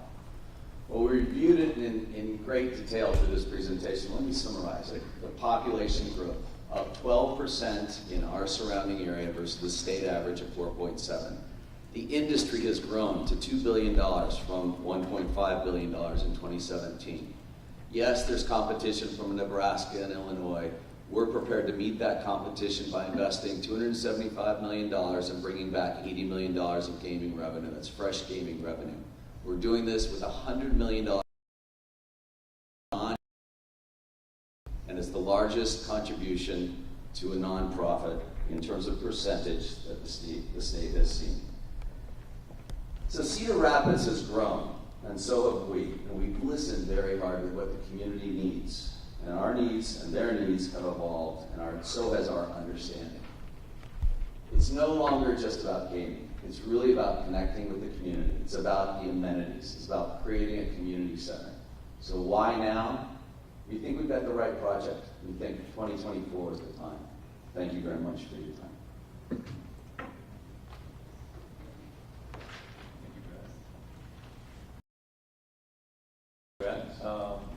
This is my time. I'll open it up to questions from the commissioners. Understand understand we're gonna have, we've got a bunch to digest. Of course. If you would have saw the mountain of paperwork that we've received that we're working through, it's almost scary. And with this presentation, we have a question and answer. We're going to do a visit. We haven't seen the site, so I know there's a lot of more information we need. We have 2 more market studies, so we're going to have a great bunch more information to look at. But are there any questions for the Brent or any of the group today as we work through it? One question coming kind of from the county side. We've heard a lot about Cedar Rapids. Where is the county at with this? Board of Supervisors? Yeah, full support for the county.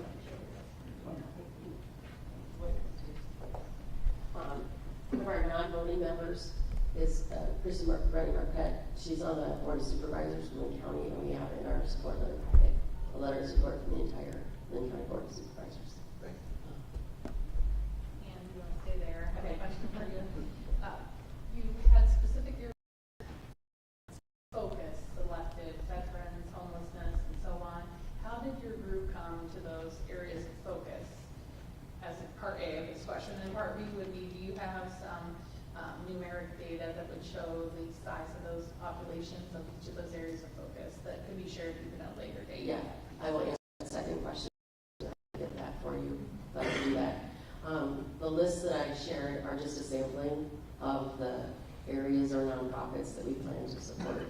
We've been purposeful in our thinking about grant administration and making sure that we are open to a wide variety of needs within our community, because a lot of this that I highlighted, there's needs to support arts and culture. There's needs to have the ability to flex if we have a crisis. We've been through the flood of 2008 and the derecho, and we want to be able to flex if those kinds of things, God forbid, happen again. So we're really thoroughly examining the needs in the community and hope to reflect that in our grant administration. Hope that answers your question.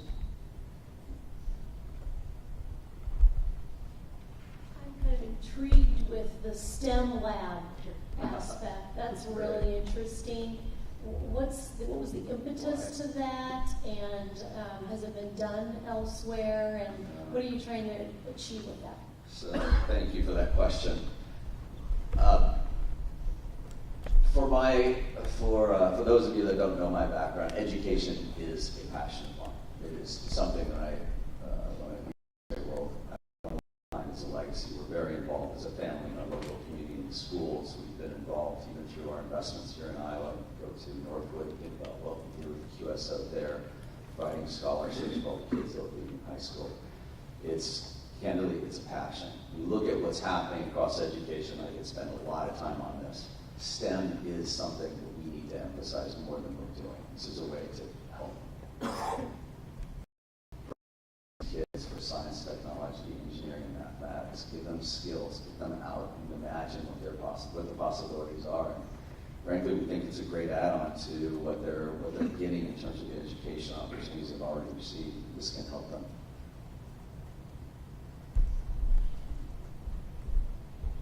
I do have a question for Suzanne, if she would.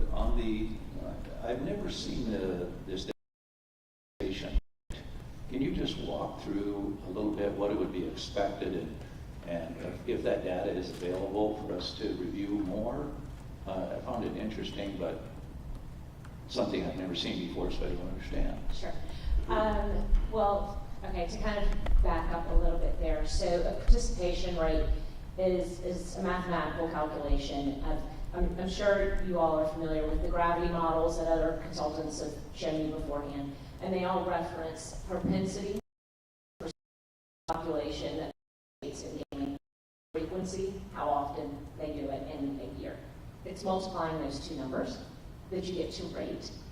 And in this case, when we were building our models and we're using that mobile phone tracking data, we calibrated the models to what is the observed participation rate, the propensity of the population, and the frequency with which they participate in gaming.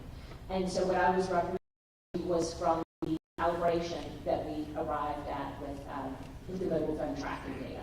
that showed us very clearly that the Cedar Rapids market, the population in that market doesn't participate in casino gaming at near the rates of other markets that do have a facility that direct. Would be something that I could look at and say that that's an anticipated participation rate, or is that information at all available? Well, so in this particular case, we saw, and if you give me a second so I can pull up the exact numbers. So for Cedar Rapids, we saw that there's a participation rate of 3.6 versus 5.75 for the Quad Cities market. Something similar for the Riverside market, and over 7 for the Dubuque market. Comps, hopefully that gives you a little bit of reference. And you don't have anything like the Des Moines market or anything like that. This is just looking at it. I don't have that one in front of me, but it was certainly much higher than the Cedar Rapids rate. I recall it was in the neighborhood of 5.5 to 6. Okay, thank you. Other questions? I have one for Suzanne also. Oh, sure. You know, I see that in our pamphlet today, you shared the graph as far as Prairie Meadows visits from the surrounding area of the proposed Cedar Crossing property. And as Daryl mentioned, we do have mountains of paper, and I have not seen these in this yet. Are these graphs available to us from the other potentially affected licensees? We have not provided those, but we'd be more than happy to, because as I mentioned before, we went through that exact same operation with every single facility in the region. But we would be happy to provide it. Sure. Continue on her conversation, could you just provide us, are we able to have a copy of your full study? I believe you do. Is it the full? Okay, so all the maps, everything will be in there. All right, I just want to make sure. Well, those maps that were up here were not included in the study. We kept it a little bit more brief, but we're happy to provide that to you supplemental. All right. Bring it on, we'll take more. Other questions? Since everyone else has already admitted they've not read all several thousand pages in the application, so there's a lot of homework that we have to do to work through all that. So this may be in the packet, and you can just tell me it's in the packet and I'll read it. The property tax assessment agreement that you mentioned, and I saw that there were some additional payments to the city. What do you think the property tax assessment of this property would be without that agreement, and what is the impact to property taxpayers from that assessment agreement? And I'm just, for the property taxpayer in Lynn County, how do they fare in this deal? And versus, I saw potential payments to the city and the county. I didn't see it to school districts, which are obviously about 53-54% typically of your property tax bill, roughly. So if you can explain to me how that all washes out, and if there's more detail in the binders, I'll find it there. Yeah, no, my name is Justin Meyer, I'm the CFO of UTV, so we can be here, but as far as the property tax themselves, as you mentioned, it's a $50 million minimum assessment.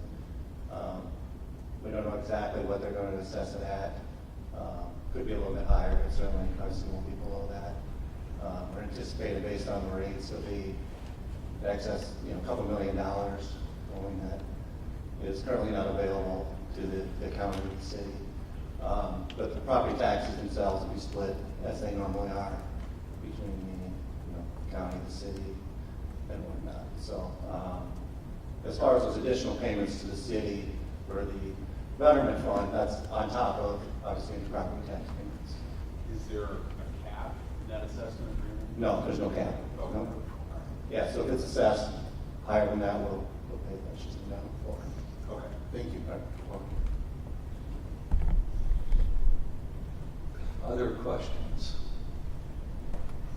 I do have one that maybe is best addressed by Jonathan. So you referenced the Points Partners program, and obviously this is very.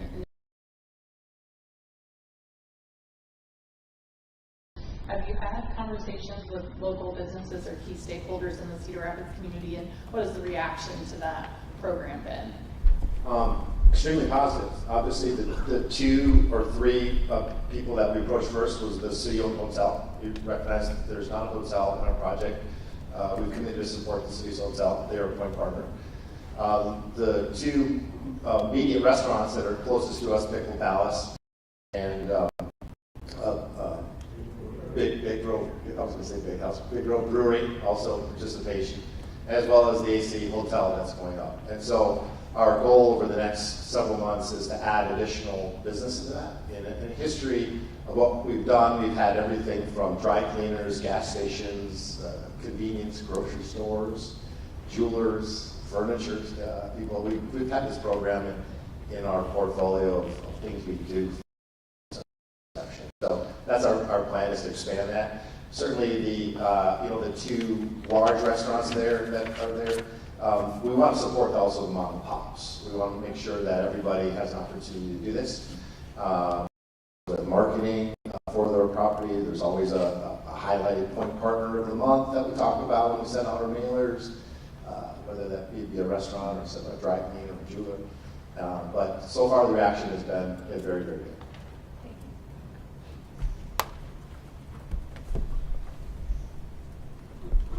I'm not seeing other questions, so thank you all for coming to the meeting and for your presentation.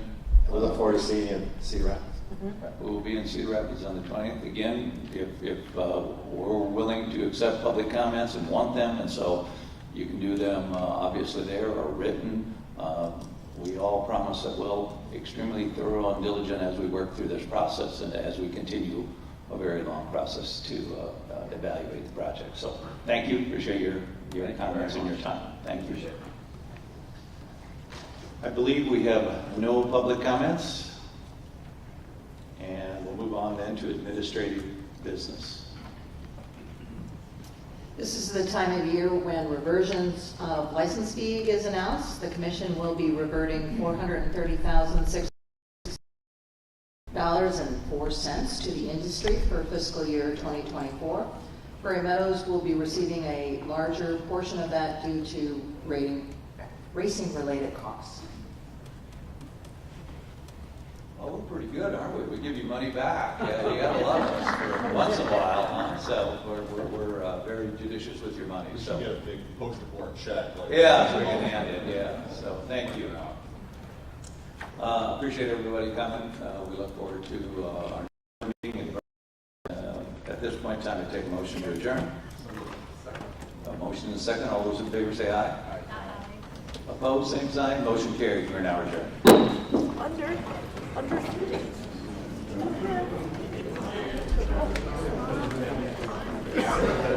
go get tea. I thought I was gonna fall asleep.